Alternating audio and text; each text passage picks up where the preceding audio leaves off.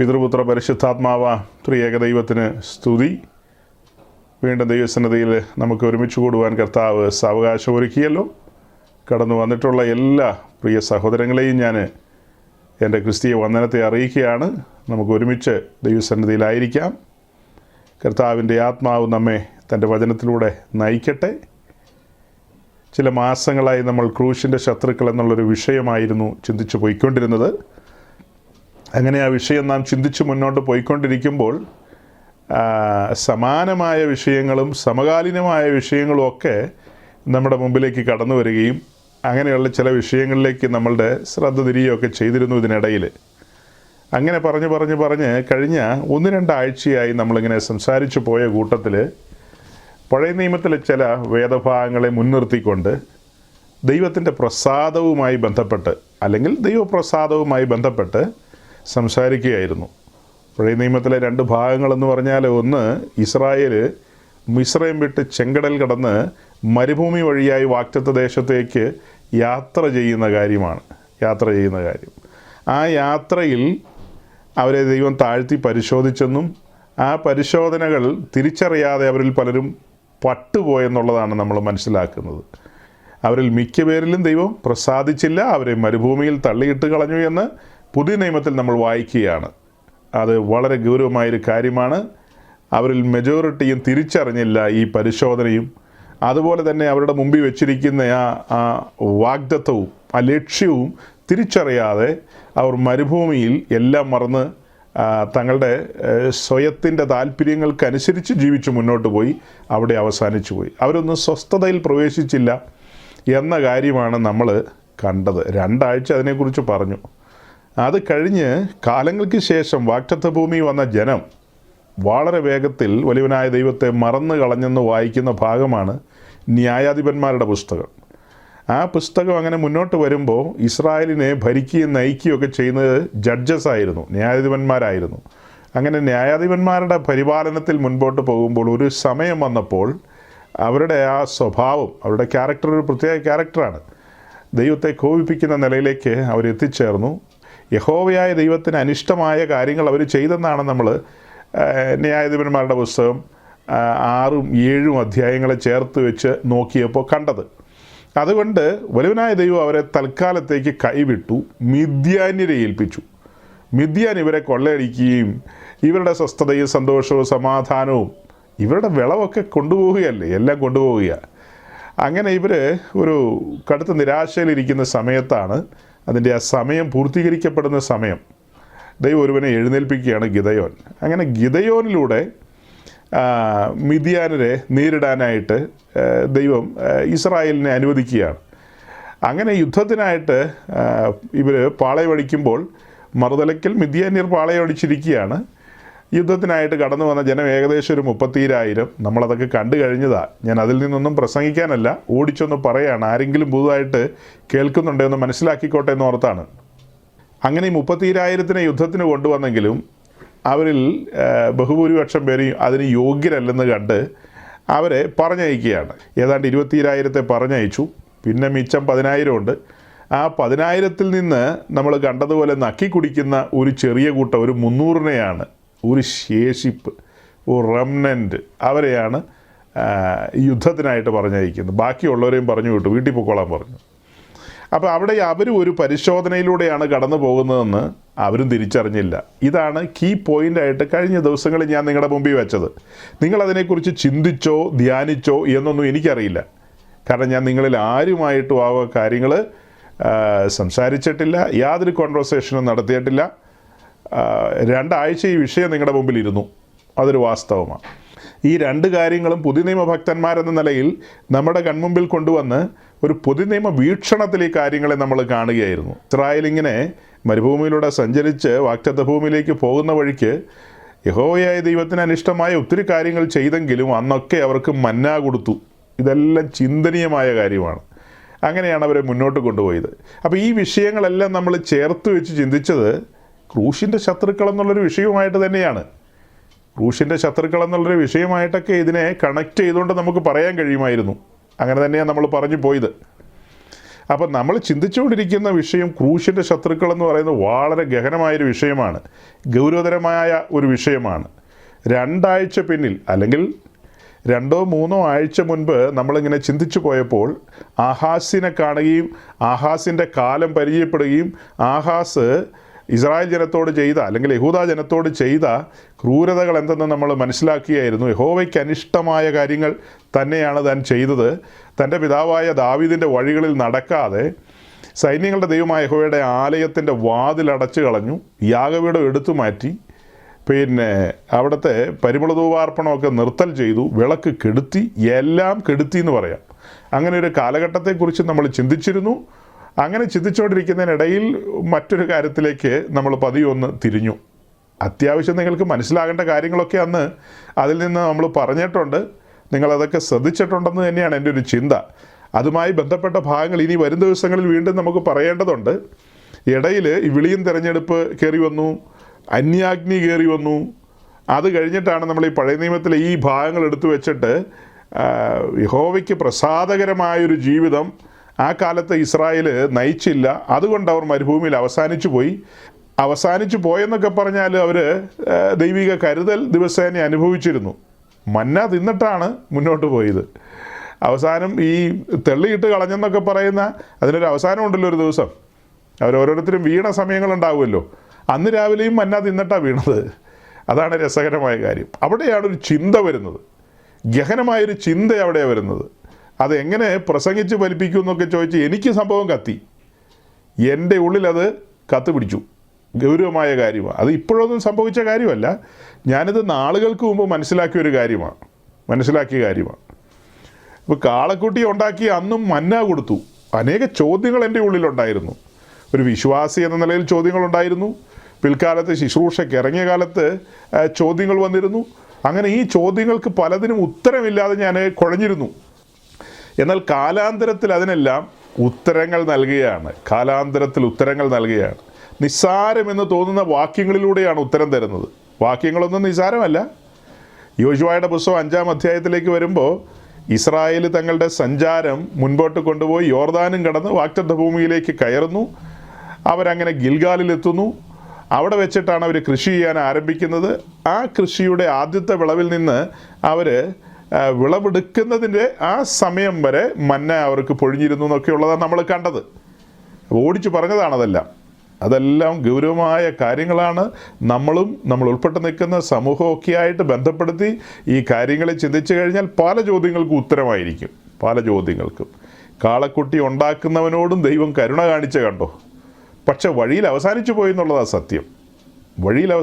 ദൈവത്തിൻ്റെ കരുണയുണ്ട് ആ സമയങ്ങളിലൊക്കെ. പുതിയ നിയമത്തിലേക്ക് വരുമ്പോൾ നമുക്ക് പിന്നെയും സമയങ്ങൾ തരികയാണ്. നമ്മുടെ കാര്യമല്ല, നമ്മൾ കാളക്കുട്ടിയൊന്നും ഉണ്ടാക്കാൻ പോകുന്നവരല്ല. എന്നാലും പറയാൻ പറ്റില്ല, ഏതെങ്കിലും വിധത്തിൽ എന്തെങ്കിലും കാളക്കുട്ടികളെ നമ്മൾ ഉണ്ടാക്കുന്നുണ്ടോ ഇല്ലയോ എന്നോ ഓരോരുത്തർ ശോധന ചെയ്യുക. സൈന്യങ്ങളുടെ ദൈവമായ യഹോവ നമ്മെ മിസ്രൈമിൽ നിന്ന് വിടുവിച്ചു കൊണ്ടുവന്നു. പക്ഷെ നമുക്ക് തോന്നുകയാണത് അങ്ങനെയല്ല, ഇത് ഇങ്ങനെയാണെന്നൊക്കെ തോന്നിക്കഴിഞ്ഞാൽ അവിടെയെല്ലാം അറിഞ്ഞോ അറിയാതെയോ കാളക്കുട്ടികൾ പ്രത്യക്ഷപ്പെടുന്ന സമയങ്ങളായിട്ട് മാറും. അതുകൊണ്ട് അതൊക്കെ സൂക്ഷിക്കണം. ഈ വിഷയങ്ങളൊക്കെ ഇങ്ങനെ പറഞ്ഞുകൊണ്ടിരിക്കുമ്പോൾ തന്നെ കഴിഞ്ഞ ദിവസം ഞാൻ ഒരു കുറിപ്പ് എഴുതിയിരുന്നു. അതിൽ നിങ്ങൾ ചിലരൊക്കെ അത് വായിച്ചിട്ടുണ്ട്. എല്ലാവരും വായിച്ചിട്ടുണ്ടാകില്ല, ചിലരൊക്കെ വായിച്ചിട്ടുണ്ടാകും. അതങ്ങനെ എഴുതാനുണ്ടായൊരു സാഹചര്യം എന്തെന്ന് ചോദിച്ചാൽ, കഴിഞ്ഞ കുറേ ദിവസങ്ങളായിട്ട് നമ്മുടെ അമേരിക്കയിലുള്ള സഹോദരങ്ങൾ അവിടെ വലിയൊരു കോൺഫറൻസ് നടത്തിക്കൊണ്ടിരിക്കുകയാണ്. അത് വളരെ വർഷങ്ങളായിട്ട് നടക്കുന്നതാണ്. അതിന് വളരെ പേരും പ്രശസ്തിയൊക്കെ ഉള്ളതാണ്. അതിൻ്റെ പേര് PC NAC എന്നുള്ള നിലയിലാണ് അറിയപ്പെടുന്നത്. ഞാൻ സാധാരണ ഇത് അധികം ഒന്നും ശ്രദ്ധിക്കാറുണ്ടായിരുന്ന ആളല്ല. എന്നാൽ അത് ഒന്ന് ശ്രദ്ധിക്കാനായിട്ടൊരു സാഹചര്യം വന്നത് ഒരു 3-4 വർഷം പുറകിൽ, 3 ആണോ 4 ആണോ എത്രയാണെന്ന് ഓർക്കുന്നില്ല, അവിടുത്തെ ആ കോൺഫറൻസിൻ്റെ സമയത്ത് ബഹുമാനായ ഒരു ദൈവദാസൻ അവിടെ ശക്തമായിട്ട് ദൈവവചനം ശുശ്രൂഷിച്ചു. ആ സമയത്ത് അവർ ഇന്ത്യയിൽ നിന്ന് ഇറക്കുമതി ചെയ്ത ഒരു വർഷിപ്പ് ലീഡറായിരുന്നു കാര്യങ്ങളെ നിയന്ത്രിച്ചിരുന്നത്. ആ കൊച്ചൻ മറുനാടൻ മലയാളിയാണ്. അവർ നന്നായിട്ട് ഹിന്ദി വഴങ്ങും, ഇംഗ്ലീഷ് വഴങ്ങും, മലയാളം വഴങ്ങും. ഓക്കെ. അപ്പോൾ അങ്ങനെ പുള്ളിക്കാരൻ ഷാരൂഖ് ഖാൻ്റെ പാട്ടുകളൊക്കെ പാടുന്ന ഒരു സന്ദർഭം അവിടെയാണ് ഞാനൊന്ന് ശ്രദ്ധിക്കാനിടയായത്. കാരണം എന്തെന്ന് വെച്ചാൽ 4 പുറത്തുനിന്നും അതിൻ്റെ ഈ ക്ലിപ്പുകളും കാര്യങ്ങളും ഒക്കെ ഓരോരുത്തർ അയക്കുക. അങ്ങനെ പല സ്ഥലത്തുനിന്ന് വരുമ്പോൾ നമ്മൾ ശ്രദ്ധിക്കുമല്ലോ ഇത് എന്താ സംഭവമെന്ന്. 1-2 പേരുടെയൊക്കെയാണെങ്കിൽ നമുക്ക് വിട്ടുകളയാം. 4 സൈഡിൽ നിന്നും വരുമ്പോൾ എന്തോ കാര്യമുണ്ട്, എന്തോ സംഭവിച്ചിട്ടുണ്ട്, എന്തോ അനിഷ്ട സംഭവങ്ങൾ ഉണ്ടായിട്ടുണ്ട്. ഈ സൈറനൊക്കെ ഇട്ടുകൊണ്ട് ആംബുലൻസോ ഫയർഫോഴ്സിൻ്റെ വണ്ടിയൊക്കെ പോകുന്ന പോലെ നമുക്കങ്ങ് തോന്നും. അപ്പോൾ അങ്ങനെ നമ്മൾ തുറന്നു നോക്കിയപ്പോഴാണ് കണ്ടത്, കൊച്ചൻ പറയുകയാണ് ഷാരൂഖ് ഖാൻ എന്ന് പറയുന്ന ആ ഖാനെ ഇഷ്ടമുള്ള ആരെങ്കിലും ഇവിടെ ഉണ്ടോ എന്ന്. ഞാൻ നോക്കുമ്പോൾ ചില മൊട്ടത്തലയന്മാരും ചില അല്പവസ്ത്രധാരികളായ സ്ത്രീകളും പിന്നെ പച്ച കുത്തിയവരും അങ്ങനെയൊക്കെ പലതരക്കാരും. ഒരു കോൺഫറൻസ് അല്ലേ, എല്ലാ തരക്കാർക്കും വരാം. നമുക്ക് മെറ്റൽ ഡിറ്റക്ടർ വെച്ചിട്ട് ഇന്ന ആൾക്കാരാ കയറാൻ പാടുള്ളൂ, മെറ്റൽ ഡിറ്റക്ടർ അല്ലല്ലോ, അല്ലെങ്കിൽ അവിടെ എന്തെങ്കിലും ഒരു ചരട് കെട്ടിയിട്ട് ഇന്ന ആളുകളെ കയറ്റുള്ളൂ എന്നൊന്നും പറയാൻ പറ്റില്ല. കോൺഫറൻസാണ്, വാതിൽ തുറന്നാൽ കിടക്കുന്നത്, വലിയ വാതിലാണ്, ആളുകളകത്ത് കയറി ഒരു സ്വാഭാവികം. അപ്പോൾ അങ്ങനെ ഈ ആളുകളെല്ലാം ഇവൻ്റെ ഹിന്ദി പാട്ടൊക്കെ കേട്ട്, ഹിന്ദിയിലാണ്, ഭയങ്കര ഹിന്ദിയിലാണ്, ഹിന്ദിയിൽ പാട്ടൊക്കെ കേട്ട് ഈ ആളുകളെല്ലാം കിടന്ന് തുള്ളി മറിയുന്നു. യങ്സ്റ്റേഴ്സ്, മറുനാടൻ മലയാളികളുടെ യങ്സ്റ്റേഴ്സ്, അവിടെയുള്ള അമേരിക്കയിൽ പോയിട്ട് അവിടെ വെച്ച് പിള്ളേരൊക്കെ ഉണ്ടാവുമല്ലോ, അങ്ങനെ ഉണ്ടായ പിള്ളേരെല്ലാം വളർന്ന് വലുതായി അവരെല്ലാം ഷാരൂഖ് ഖാൻ്റെ പാട്ടിൻ്റെ ഒപ്പം കിടന്ന് തുള്ളുന്നു.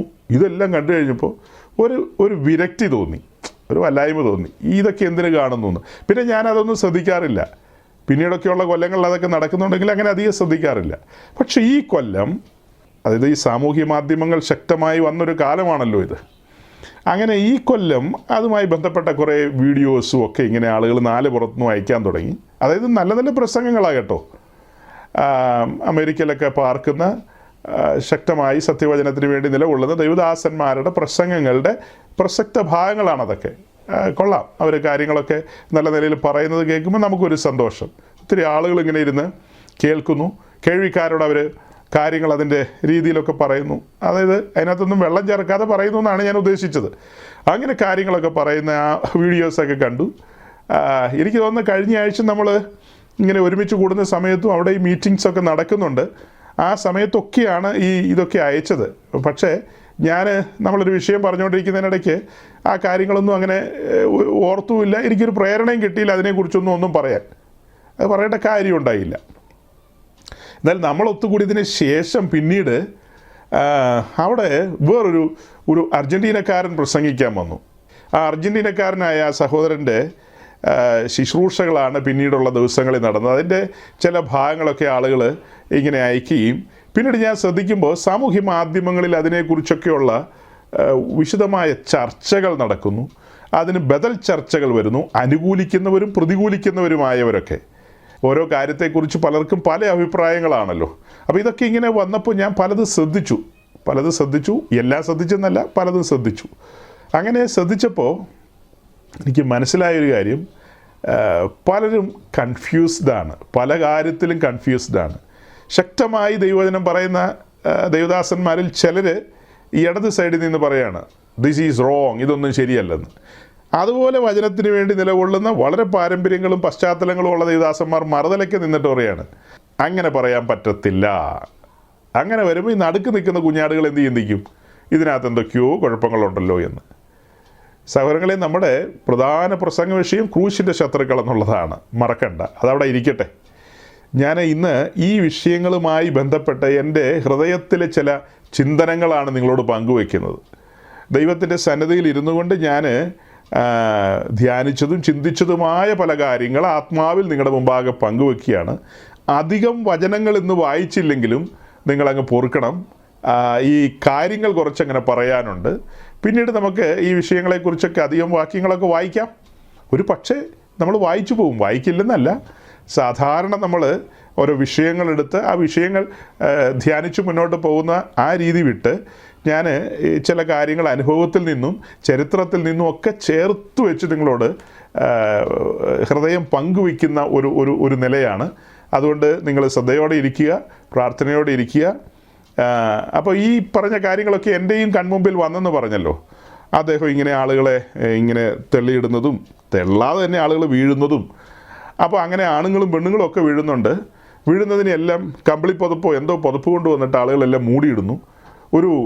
ഒരു ഏരിയൽ വ്യൂവിലൂടെ ഇങ്ങനെ നോക്കിക്കഴിഞ്ഞാൽ കുറേ ശവങ്ങളെ പുതപ്പിച്ച് കിടത്തിയേക്കുന്ന പോലെയോ, അല്ലെങ്കിൽ ആളുകൾ രോഗികളായവർ സർക്കാർ ആശുപത്രിയിലെ സ്ത്രീകളുടെ വാർഡിലോ പുരുഷന്മാരുടെ വാർഡിലോ ഇങ്ങനെ നിരനിരയായി കിടക്കുന്ന പോലെയൊക്കെ ചിലപ്പോൾ തോന്നിപ്പോവും, പുതച്ച് കിടക്കുന്ന പോലെ.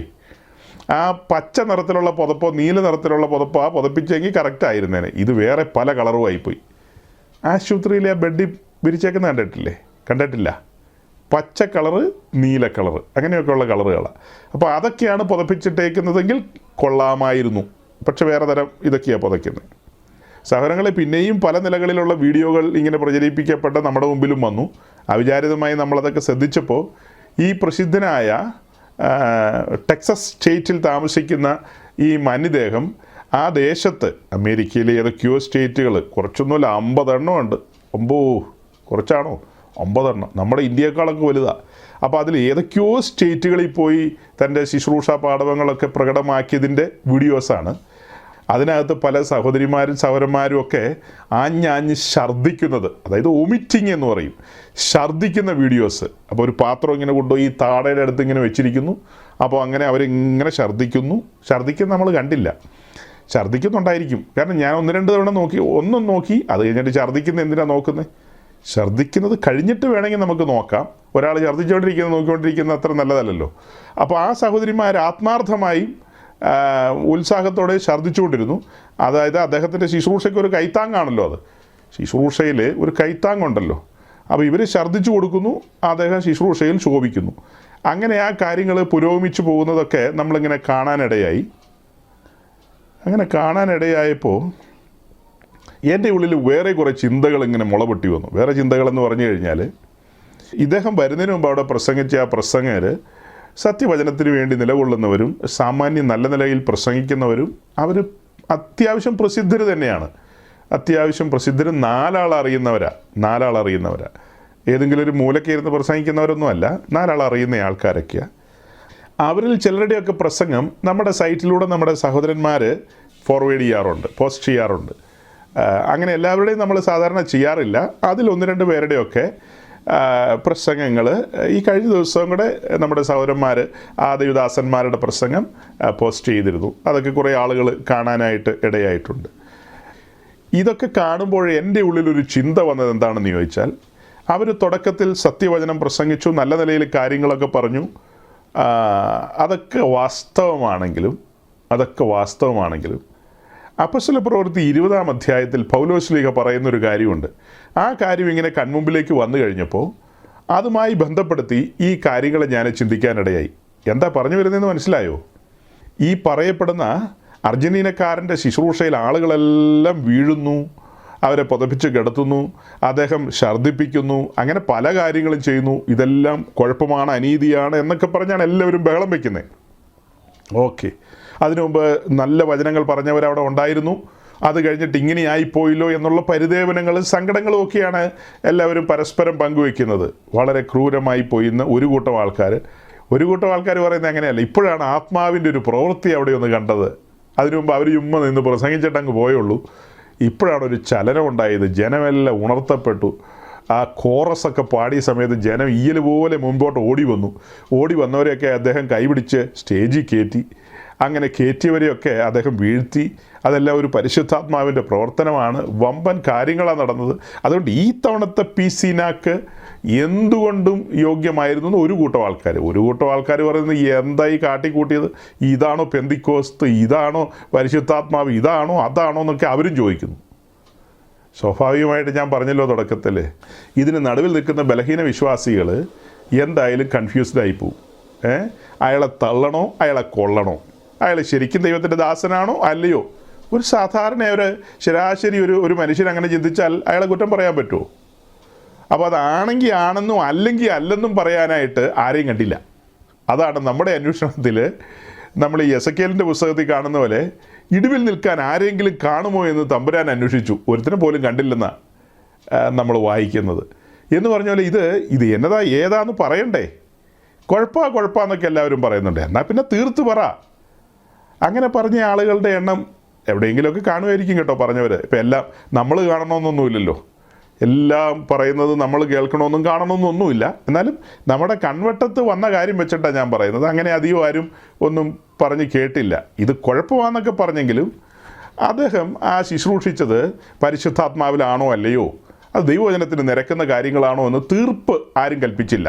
തീർത്തൊന്നും ആരും പറഞ്ഞില്ല. അവിടെ എനിക്കൊരു സങ്കടം വന്നത് എന്നാണെന്നറിയാവോ?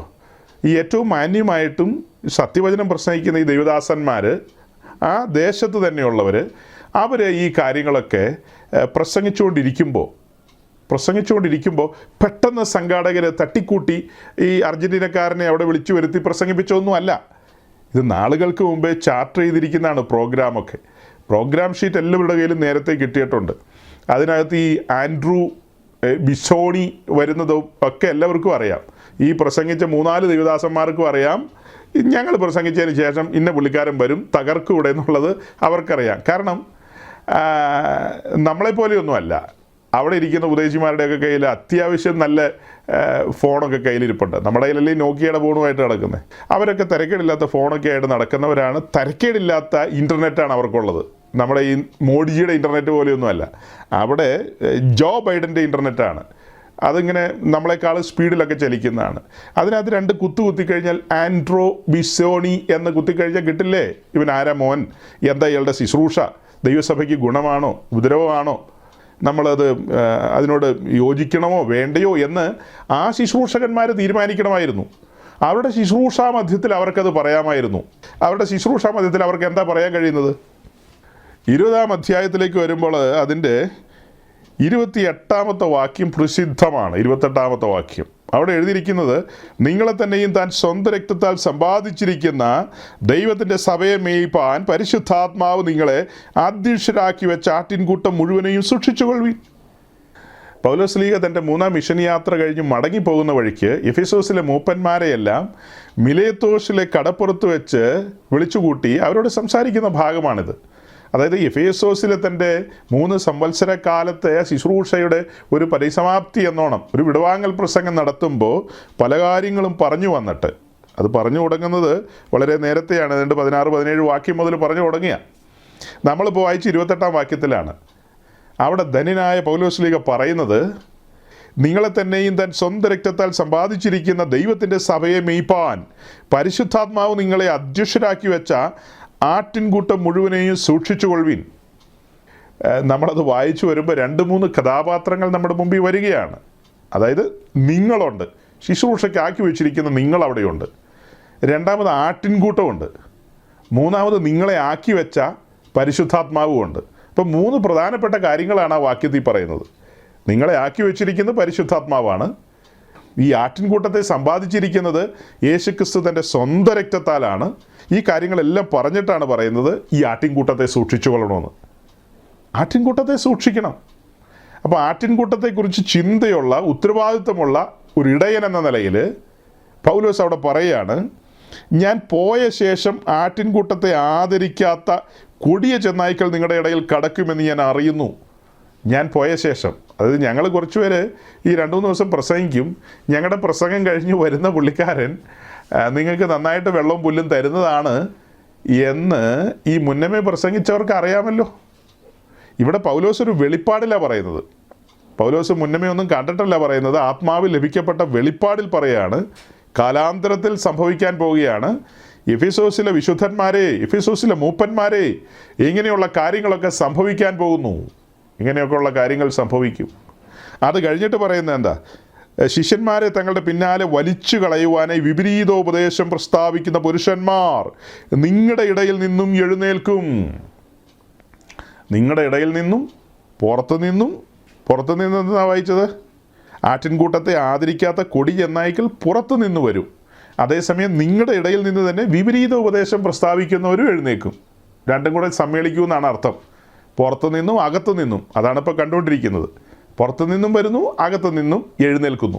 ഇത് രണ്ടും കൂടി ഈ ആട്ടിൻകൂട്ടത്തെ കശാപ്പ് ചെയ്യൂ എന്നുള്ളതാണ് പൗലോസ് അവരോട് പറയുന്നത്. അങ്ങനെ സംഭവിക്കരുത് അല്ലേ? അവസാനതുള്ളി രക്തം ഊറ്റിക്കൊടുത്ത് ഈ സമ്പാദിച്ചിരിക്കുന്ന ഒരു ആട്ടിൻകൂട്ടമാണത്. വേറെ പല വാക്കുകൾ ഉപയോഗിക്കാൻ വേണമെങ്കിൽ അവിടെ, പക്ഷേ അവിടെ പരിശുദ്ധാത്മാവ് രേഖപ്പെടുത്തിയിരിക്കുന്നത് എങ്ങനെയാണ്? അവസാനതുള്ളി രക്തം വരെ ഊറ്റിക്കൊടുത്ത് സമ്പാദിച്ചിരിക്കുന്ന ആട്ടിൻകൂട്ടം, കർത്താവിൻ്റെ സമ്പാദ്യമാണത്. സമ്പാദ്യം, ആ സമ്പാദ്യത്തെ നിങ്ങളുടെ കയ്യിലാണ് ഏൽപ്പിച്ചിരിക്കുന്നത്. സൂക്ഷിച്ചു കൊള്ളണം എന്നാണ് പറയുന്നത്. സൂക്ഷിച്ചു കൊള്ളണം. അതൊക്കെ കഴിഞ്ഞിട്ട് അതുകൊണ്ട് ഉണർന്നിരിപ്പിൻ. ഞാൻ 3 സംവത്സരം രാപ്പകൽ രാപ്പകൽ ഇടവിടാതെ കണ്ണുനീർ വാർത്തുകൊണ്ട് ഓരോരുത്തരും ബുദ്ധി പറഞ്ഞു തന്നത് ഓർത്തുകൊള്ളുവിൻ. 3 സംവത്സരം രാപ്പകൽ ഇടവിടാതെ കണ്ണുനീർ വാർത്തുകൊണ്ട് പ്രാർത്ഥനയിലും അതുപോലെ തന്നെ നിങ്ങൾക്ക് ബുദ്ധി പറഞ്ഞു തന്നെന്ന് വെച്ചാൽ നിങ്ങളെ ടീച്ച് ചെയ്തതും നിങ്ങൾ ഓർത്തുകൊള്ളുവിൻ എന്നുള്ളതാണ് പറയുന്നത്. ഞാൻ നിങ്ങളെ ടീച്ച് ചെയ്തത്, പഠിപ്പിച്ച കാര്യങ്ങളെ ഓർത്തുകൊള്ളുവിൻ എന്നാണ് പറയുന്നത്. അപ്പോൾ ഇവിടെ മേലാൽ സംഭവിപ്പാൻ പോകുന്ന കാര്യത്തെക്കുറിച്ച് ആത്മാവിൽ ബോധ്യം കിട്ടിയ പൗലോസ് അങ്ങനെ പറഞ്ഞെങ്കിൽ നമ്മുടെ ഈ പ്രധാനപ്പെട്ട പ്രസംഗകരവിടെ പ്രസംഗിച്ചവർ തുടക്കത്തിൽ ഈ കാര്യം പറയുന്നതിന് മുമ്പ് തന്നെ ഒരു കാര്യം നിങ്ങളോട് പറയാം. ആ പ്രസംഗിച്ച പ്രസംഗകരെല്ലാം എനിക്ക് വളരെ ബഹുമാന്യരാണ്, ബഹുമാനമുള്ളവരാണ്. പക്ഷേ അവർക്ക് ഒന്ന് അലറി വിളിക്കാമായിരുന്നു. നമ്മൾ പറയില്ലേ, ഒന്ന് അലറി വിളിച്ചായിരുന്നെങ്കിൽ, ഒന്ന് കുതറി ഓടിയായിരുന്നെങ്കിൽ എന്നൊക്കെ പറയുമല്ലോ. എന്ന് പറഞ്ഞതുപോലെ കൂട്ടിക്കോ അങ്ങോട്ട്, അവർക്കൊന്ന് പറയാമായിരുന്നു. അങ്ങനെ പറയുന്നത്, അങ്ങനെ ആരും പറയില്ല. അതൊരു മാന്യതയുമായി ബന്ധപ്പെട്ട വിഷയമാണ്, പരിജ്ഞാനവുമായി ബന്ധപ്പെട്ട വിഷയമാണ്. അതുകൊണ്ട് പലരും എന്തു ചെയ്യില്ല, അങ്ങനെയൊന്നും തുറന്നു പറയില്ല. ഈ കാര്യം ശരിയല്ലെങ്കിൽ പിന്നീട് എവിടെയെങ്കിലും പോയിരുന്ന് പറഞ്ഞിട്ട് കാര്യമില്ല. പിന്നീട് എവിടെയെങ്കിലും പോയിരുന്ന് പറഞ്ഞാൽ 4 ആളെ കേൾക്കുള്ളൂ. ഈ സമയത്ത് പറഞ്ഞാൽ അവിടെ ഇരുന്നേ പുരുഷാരം മുഴുവൻ കേട്ടേനെ. ആ പുരുഷാരത്തോട് പറയാമായിരുന്നു, കാര്യങ്ങളെ അക്കമിട്ട് നിരത്തണം. കാര്യങ്ങളെ നിരത്തി കഴിഞ്ഞിട്ട് ബ്രോഷറി നോക്കുമ്പോൾ ഈ പറയുന്ന കാര്യങ്ങൾക്ക് വിരുദ്ധമായി, നമ്മൾ പഠിച്ചതും ഗ്രഹിച്ചതുമായ കാര്യങ്ങൾക്ക് വിരുദ്ധമായ കാര്യങ്ങൾ പെരുമാറുന്നവർ, പ്രവർത്തിക്കുന്നവർ നമ്മുടെ ഇടയിൽ കടന്നു വരുന്നുണ്ടെന്നൊക്കെ കാണുന്നു. പിന്നെ അവർ വിളിക്കുമെന്നാ? എന്തിനു വിളിക്കണം? അല്ലെ തന്നെ ഈ പറഞ്ഞ നാക്കി പ്രസംഗിക്കുക എന്ന് പറഞ്ഞാൽ തന്നെ പേരിനും പ്രശസ്തിക്കും ആഗ്രഹമുള്ളവരവിടെ പ്രസംഗിക്കുന്നതെന്നാണ് പൊതുവെ പറയുന്നത്. ദൈവവചനത്തിൻ്റെ വ്യവസ്ഥകളൊക്കെ അറിയാവുന്ന സീനിയർ പാസ്റ്റർമാരിൽ നിന്നും പ്രായമുള്ള പാസ്റ്റർമാരിൽ നിന്നും ഞാൻ പണ്ട് കാലം മുതൽ കേട്ടിരിക്കുന്ന ഒരു കാര്യം, ഈ പറഞ്ഞ കോൺഫറൻസിൽ പ്രസംഗിക്കാൻ പോകുന്നവരൊക്കെ അത്യാവശ്യം ഒരു പേരും പെരുമയും ഒക്കെ ആഗ്രഹിക്കുന്നവരാണ് എന്നുള്ള നിലയിലാണ്.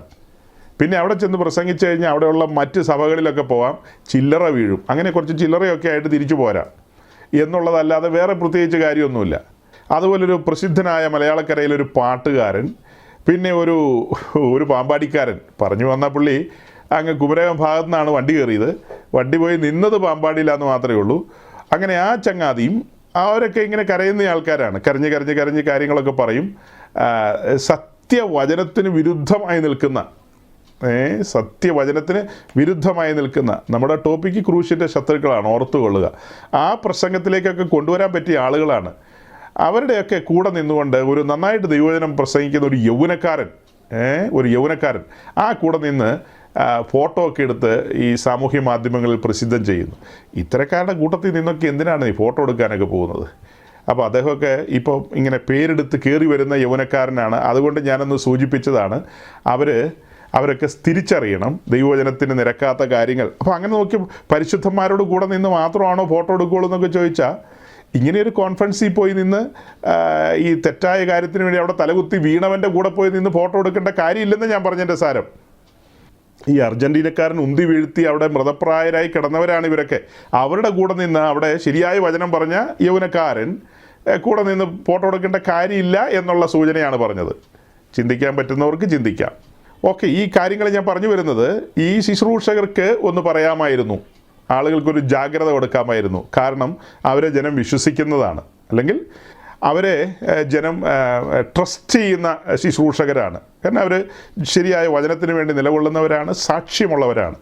ആ കാരണത്താൽ അവർക്ക് പറയാമായിരുന്നു ഈ വക കാര്യങ്ങളൊക്കെ. അതിപ്പോൾ നമ്മുടെ ഒരു ചിന്തയാണ്, അവരെങ്ങനെ ചിന്തിക്കുന്നതെന്ന് നമുക്കറിയില്ല. ആ ചിന്ത ശരിയോ തെറ്റോ നിങ്ങൾ ചിന്തിക്കുക. പൗലോസ് പറഞ്ഞാൽ ഇത് എൻ്റെ ഒരു അഭിപ്രായം എന്ന് പറഞ്ഞതുപോലെ ഇപ്പം ഞാൻ ഈ പറഞ്ഞ കാര്യം എൻ്റെ ഒരു അഭിപ്രായമാണ്. അവർക്ക് വേണമെങ്കിൽ പറയാമായിരുന്നു എന്നുള്ളതാണ് എൻ്റെ ഒരു അഭിപ്രായം. അത് കഴിഞ്ഞിട്ട് അർജൻറ്റീനക്കാരൻ്റെ തലയിൽ പൊങ്കാല ഇട്ടിട്ട് കാര്യമില്ലല്ലോ. വരുന്നതിന് മുമ്പേ പറയണം, ആത്മാവിൽ പറയണം. നമ്മൾ പറഞ്ഞ ഈ കോൺഫറൻസിനോടുള്ള ബന്ധത്തിൽ ദൈവദാസന്മാർക്ക് അടുത്ത ദിവസങ്ങളിൽ സംഭവിക്കാൻ പോകുന്ന കാര്യം അവർക്ക് പറയാമായിരുന്നു. ഞാൻ ആ ഭാഗം വിട്ടേക്കാം, അതിനെക്കുറിച്ച് ഇനി പറഞ്ഞ് ഇങ്ങനെ നീട്ടി വിടുന്നില്ല. അവർക്ക് പറയാമായിരുന്നു എന്നാണ് എൻ്റെ ചിന്ത. അങ്ങനെ പറഞ്ഞായിരുന്നെങ്കിൽ നിശ്ചയമായും അവർക്ക് മാന്യതക്കുറവുണ്ടായേനെ, അപമാനമുണ്ടായേനെ, പേരുദോഷം ഉണ്ടായേനെ, പല കുഴപ്പങ്ങളുണ്ടായേനെ. ചിലപ്പോൾ ആളുകൾ പിന്നെ വിളിക്കാതെയാവും, അതൊക്കെ സംഭവിക്കാം.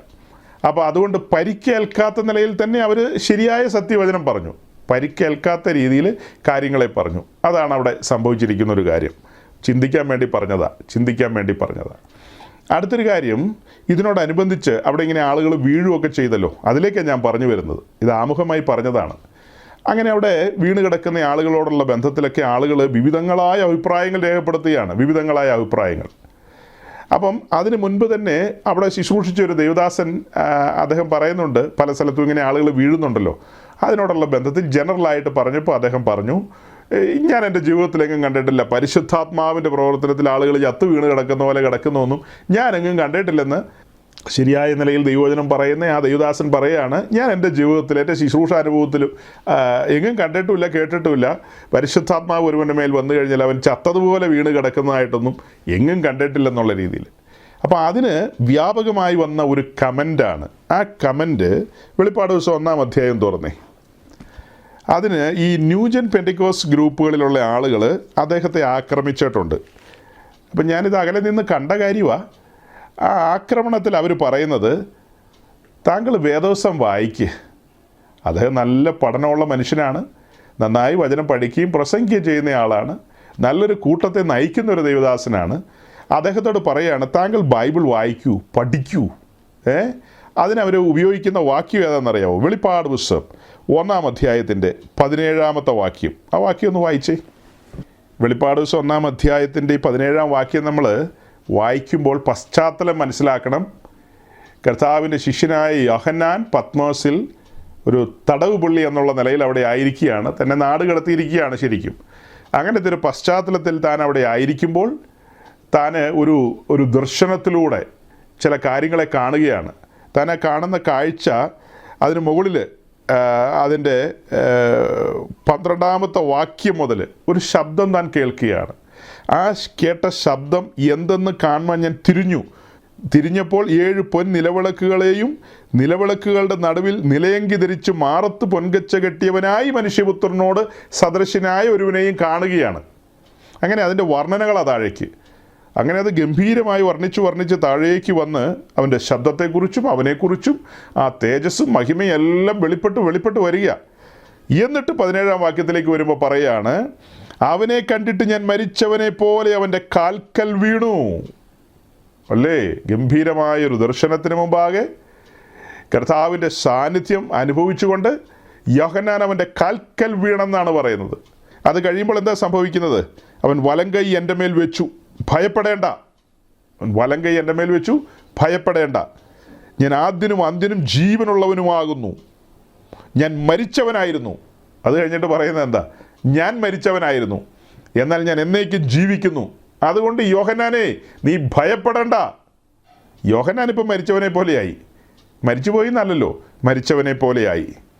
ഇത് വെച്ചിട്ടാണോ അമേരിക്കയിലെ കോൺഫറൻസിൽ ആളുകൾ ജീവച്ഛവം പോലെ വീണ് കിടക്കുന്നത് കമ്പയർ ചെയ്യുന്നത്? ഇത് വെച്ചിട്ടാണോ കമ്പയർ ചെയ്യുന്നത്?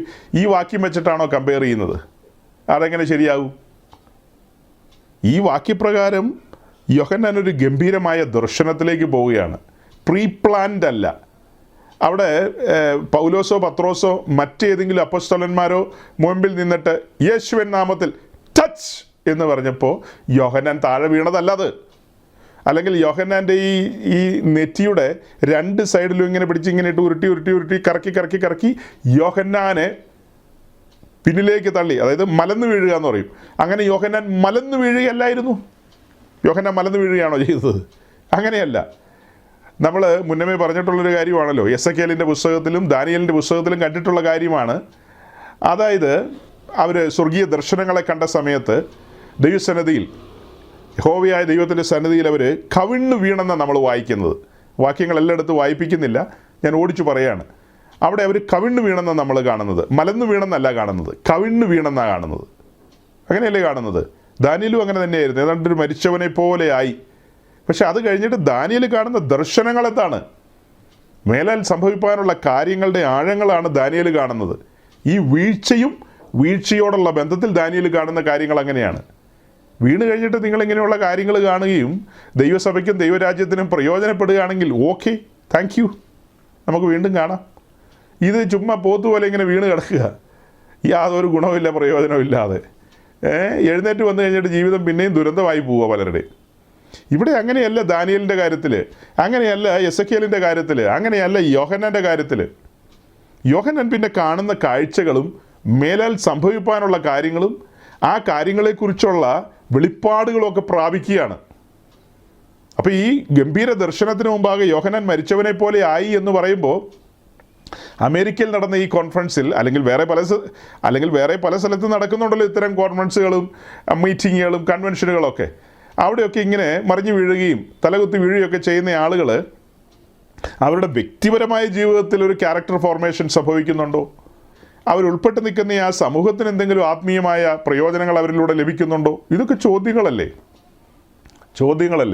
സഹോദരങ്ങളെ, ഈ കാര്യത്തെക്കുറിച്ച് ഒരു അറിവില്ലാതെയല്ല ഞാൻ നിങ്ങളോട് സംസാരിക്കുന്നത്. ഈ കാര്യത്തെക്കുറിച്ചൊക്കെ നല്ല അറിവുണ്ട്, അറിവ് വെച്ചുകൊണ്ട് തന്നെയാണ് സംസാരിക്കുന്നത്. എൻ്റെ വിശ്വാസ ജീവിതത്തിൻ്റെ ആരംഭകാലം, അത് കഴിഞ്ഞ് കുറച്ച് മുന്നോട്ട് പോയ ഒരു സമയത്ത് ഞാൻ വന്ന ആ ഒരു സമൂഹം, വലിയൊരു പെന്തിക്കോസ് സമൂഹം, ആ സമൂഹത്തിൻ്റെ തലപ്പത്തിരിക്കുന്ന ആൾ, അദ്ദേഹം ഇതുപോലെ ആളുകളെ തള്ളിയിടുന്നയാളാണ്. അത്യാവശ്യമൊക്കെ തള്ളിയിടും. അപ്പോൾ അങ്ങനെ ഈ തള്ളിയിടലൊരു വലിയ സംഭവമാണെന്ന് ധരിച്ചു പോയ ഒരാളാണ് ഞാൻ. കാരണം ഞാനൊരു വിശ്വാസി എന്ന നിലയിൽ ഈ മാർഗത്തിലേക്ക് എത്തപ്പെട്ടു. പരിശുദ്ധാത്മാവിൻ്റെ പ്രവർത്തനമൊക്കെ അത് എനിക്കറിയില്ലല്ലോ ഏതെല്ലാം വിധത്തിലൊക്കെയാണ് പ്രവർത്തിക്കുന്നതെന്ന്. കാരണം ഞാൻ പുതുതായിട്ട് വന്ന മനുഷ്യനാണ്. എൻ്റെ കുടുംബക്കാരിൽ അങ്ങനെ അധികം പെന്തിക്കോസുകാരും ഇല്ല. അതുകൊണ്ട് ഇവിടെ എന്തെല്ലാം നടന്നിട്ടുണ്ടെന്നും നടക്കുന്നൊന്നും എനിക്കറിയില്ല. അതുകൊണ്ട് ഇവിടെയുള്ള ആൾക്കാരെ ചോദ്യം ചെയ്യേണ്ട കാര്യം എനിക്കില്ല. വിശ്വസിക്കുക എന്നുള്ളതാണ്. അന്ധമായിട്ട് ഞാൻ എല്ലാം വിശ്വസിച്ചിരുന്നു. വീഴേണ്ട സമയത്ത് സമയാസമയങ്ങളിൽ വീണുകൊണ്ടിരുന്നു. വീഴാത്ത സമയങ്ങളിലൊക്കെ വളരെ ദുഃഖത്തിലായി പോയിട്ടുണ്ട്. ദൈവമേ, മറ്റുള്ളവരൊക്കെ എന്നെക്കുറിച്ച് എന്ത് വിചാരിക്കും? ഉള്ളിൽ കരഞ്ഞിട്ടുണ്ട് ഞാൻ. എല്ലാവരും വീഴുന്നു, ഞാൻ മാത്രം വീഴുന്നില്ല. സങ്കടപ്പെട്ട് നിന്നൊരു ദിവസമുണ്ട്. എല്ലാ മനുഷ്യരെയും അങ്ങനെ തള്ളിയിട്ടു, എന്നെ ഒരാളെ മാത്രം തള്ളിയിട്ട് ഞാനൊട്ട് വീണുമില്ല, ഒന്നും സംഭവിച്ചില്ല. പിന്നെ ആത്മാർത്ഥമായി പ്രാർത്ഥിച്ചുകൊണ്ട് അടുത്ത ദിവസം വന്നു, എന്നെ ഇന്നെങ്കിലും ഒന്ന് വീഴ്ത്തണമേ എന്നുള്ള രീതിയിൽ. അങ്ങനെ ഞാൻ അടുത്ത ദിവസം വീഴാനിടയായി. പിന്നെ കാലങ്ങൾ ഒത്തിരി മുന്നോട്ട് പോയി.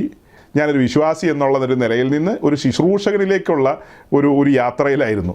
അങ്ങനെ ശുശ്രൂഷകനിലേക്കൊക്കെ യാത്ര ചെയ്ത സമയത്ത് ഈ വീഴ്ത്തിയ ആ സീനിയർ പാസ്റ്ററുമായിട്ടുള്ള ബന്ധത്തിൽ അദ്ദേഹത്തിൻ്റെ കൂടെ കുറേ കാലം സഞ്ചരിച്ചു. അങ്ങനെ അദ്ദേഹം ആളുകളെ വീഴ്ത്തുമ്പോൾ പുറകിൽ നിന്ന് താങ്ങി കൊടുക്കുന്ന ഒരു മഹനീയ ശുശ്രൂഷ ഞാൻ കുറേ കാലം ചെയ്തിട്ടുണ്ട്. അപ്പോൾ അതിൻ്റെ വിവിധങ്ങളായ വശങ്ങളൊക്കെ എനിക്ക് അത്യാവശ്യം മനസ്സിലാകും. ഇത് ഏത് രീതിയിലാണ്, എങ്ങനെയാണ് ഇത് കൈകാര്യം ചെയ്യപ്പെടുന്നതെന്നൊക്കെയുള്ളത് അത്യാവശ്യമായിട്ട് കാര്യങ്ങളറിയാം. പിന്നെ വേറെയും പലരും ഇങ്ങനെ വീഴ്ത്തുകയൊക്കെ ചെയ്യുന്ന ഒത്തിരി ആളുകളുമായിട്ടൊക്കെ ഒരു സമ്പർക്കത്തിലേക്ക് വന്നൊരു കാലമാണ്. ആ സമയത്തൊന്നും നമുക്ക് കാര്യമായിട്ടൊന്നും വചനം വെളിപ്പെട്ട് കിട്ടുന്നില്ല. ശുശ്രൂഷയ്ക്ക് ഇറങ്ങി എന്നുള്ളതൊരു സത്യം തന്നെയാണെങ്കിലും കാര്യമായ വചനമൊന്നും വെളിപ്പെടുന്നില്ല. കാര്യമായ ഒരു ദിശാബോധമോ വേണ്ട വിധത്തിൽ ആത്മാവിൽ മുന്നേറാനൊന്നും കഴിയുന്നൊന്നുമില്ല. ഈ വീഴ്ചയൊക്കെ വീഴുന്നുണ്ടെന്നുള്ളത് മാത്രം. വാഴ ഇങ്ങനെ വെട്ടിയിടുമ്പോൾ താഴേക്ക് വീഴുമല്ലോ, ഇങ്ങനെ അങ്ങ് വീഴും, പിന്നെ എഴുന്നേറ്റ് വരും, അത്രയൊക്കെ ഉള്ളൂ. വലിയ കാര്യങ്ങളൊന്നുമില്ല. അവരൊക്കെ ചില്ലറ മേടിച്ചുകൊണ്ട് പോകും. ഈ വീഴ്ത്തുന്ന ആൾക്കാരൊക്കെ അവിടെ ശുശ്രൂഷിച്ചതിൻ്റെ പേരിൽ വലിയ കാര്യം നടന്നെന്നുള്ള രീതിയിലാണല്ലോ ആളുകൾ പൈസ കൊടുക്കുന്നത്. അങ്ങനെ അവർ ചില്ലറയൊക്കെ മേടിച്ച് വീട്ടിൽ പോകും. നമ്മൾ വീണത് മിച്ചം, വീണ് പിൻഭാഗമൊക്കെ ഒന്ന് ചിളങ്ങി പോവും, അത്രേ ഉള്ളൂ. അത് കഴിഞ്ഞിട്ട് നമ്മൾ വീട്ടിൽ പോവും, കാര്യമായിട്ടൊന്നും നടക്കുന്നില്ല. അപ്പോൾ ഇങ്ങനെ മുന്നോട്ട് പോയിക്കൊണ്ടിരുന്ന സമയത്ത് എൻ്റെ ഉള്ളിൽ ഒത്തിരി ചോദ്യങ്ങൾ വന്നിട്ടുണ്ട്. ഇത് പരിശുദ്ധാത്മാവിൻ്റെ പ്രവർത്തനമാണോ, അങ്ങനെയാണോ ഇങ്ങനെയാണോ എന്നൊക്കെ.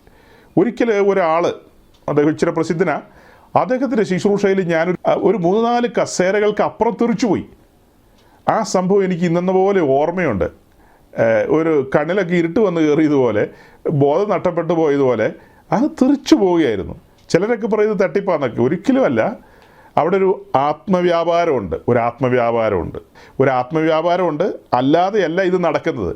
ചില സമയത്ത് ആ ആത്മാവിൻ്റെ വ്യാപാരം നടക്കാത്തപ്പോൾ അവരങ്ങ് തള്ളുന്നു എന്ന് മാത്രമേ ഉള്ളൂ.